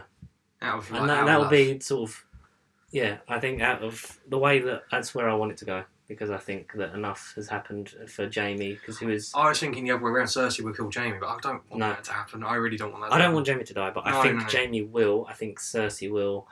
I believe that Jon will not be on the throne unless something happens to Daenerys. Yeah. Because he's pledged his allegiance to her, so I don't believe he will fight anything for the throne, because I don't think his thing is going to, like, his heritage is going to sort of bother him unless he, like, Daenerys gets killed and then he's like, well, I'll finish what she started, sort of thing, you know what I mean? Yeah, exactly. It'll be payback. Yeah. I can so I believe that if something happens to Daenerys, then Jon will be on the throne, but I think it's Daenerys or Jon, it'll be Daenerys. Or the Night King. Or I wouldn't be surprised if everyone died and everyone was a zombie. That would be a great way for it to end. Everyone you loved is dead. Yeah, the Night Bye, King everybody. Yeah, God, jeez. But it wouldn't be the end of Thrones, because, like I say, I was reading it earlier today, the prequel series. Yeah. Something about... But that needs to not come for a while. No. But it was to do with the White Walker origin. Yeah, the sort of thing you saw with the Dragonglass through the heart and all that sort of stuff. Yeah. And it'd be set during the Targaryen dynasty, so you'd see like the Battle of the Dragons and stuff like that, which would be good. Obviously we've got the books when they come out, which will be different from it, so you'll get... We don't have any ideas when the books are coming out, because obviously he's still writing them. He's been writing the penultimate one for years. So given basic plots to them, so that there's enough wiggle room for them and enough wiggle room for him to not... Because they're going to have he's already said they will have different endings, which is you still get something out of the books, which would be great. Gives us a chance to read up on them.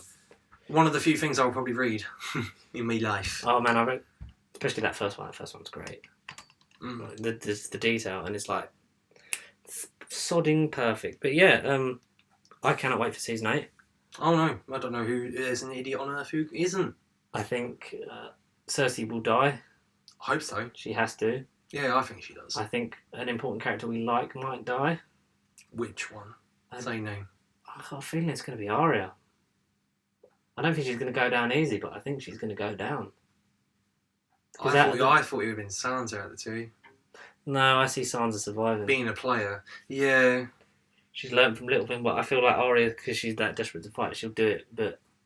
Something foolish will happen and then she'll... Yeah, she'll just be not. No. Hope not. I'd be alright with it if she did. I'm alright with. I don't want anything to die, but I'd be alright with it in terms of the story if it's done. People are dying. Yeah. There's no way that they're. Not everyone's going to survive. Yeah, there's no way. I see people say like Jorah and. Oh, Jorah, yeah. Even Davos. I see Davos dying. No, I don't want that. If Jon's still alive, Davos has to be alive. Davos will be the one to save Jon. There'll be a moment where Jon's going to die and Davos somehow. I wouldn't be surprised. Yeah. After all this time, because there was rumour of Tyrion being a Targaryen as well. That's what I read that, funny enough. But I remember reading that years ago that he was like a secret Targaryen and he would have been the third dragon rider, but now we know all that stuff's not gonna. No. I wouldn't be surprised if Tyrion died. Yeah. He's one of the ones that in like out of the top like 5 characters like Who? Jaime, Cersei, Jon, Daenerys, Tyrion. Like Jaime, I don't want Jon, to. Daenerys, Jon. Jaime. Jon. Say that. Jon, Daenerys, Cersei, Tyrion. Yeah. Like the main 5. Okay. Like Cersei's the only one I want to die. But Yeah. I feel like Tyrion will die. Will maybe die. So you're saying these 5 people are at risk? They're the big main characters. Right. Yeah. Okay. All right. I thought they were your main 5, like your top. No, 5. they are the main 5 in the show. Yeah. I guess they are. Yeah, they are. Yeah. We're gonna get Clegane Bowl. Finally. One way or another. Good. I couldn't call who wins that. I would hope it would be Sandor, but I don't know because he's gone on a bit of a nice arc since being almost killed by Brienne. Tormund is desperate to be with Brienne, as he said, and I want to make babies with her. Jaime and Brienne. Big old beasts that rule the world. Yeah. No, Jaime and Brienne. Brienne will have to choose Tormund or Jaime. I'll say they've not met, but they've not had a conversation. There's not been a little inkling of hello, lady. Yeah, because he met her at Winterfell after that. They come. But they didn't flirt. Because he kept staring at her on the horse going like that. Did he? Yeah, and Brienne was like, "Go away." Did you bring the big yellow woman with you? No.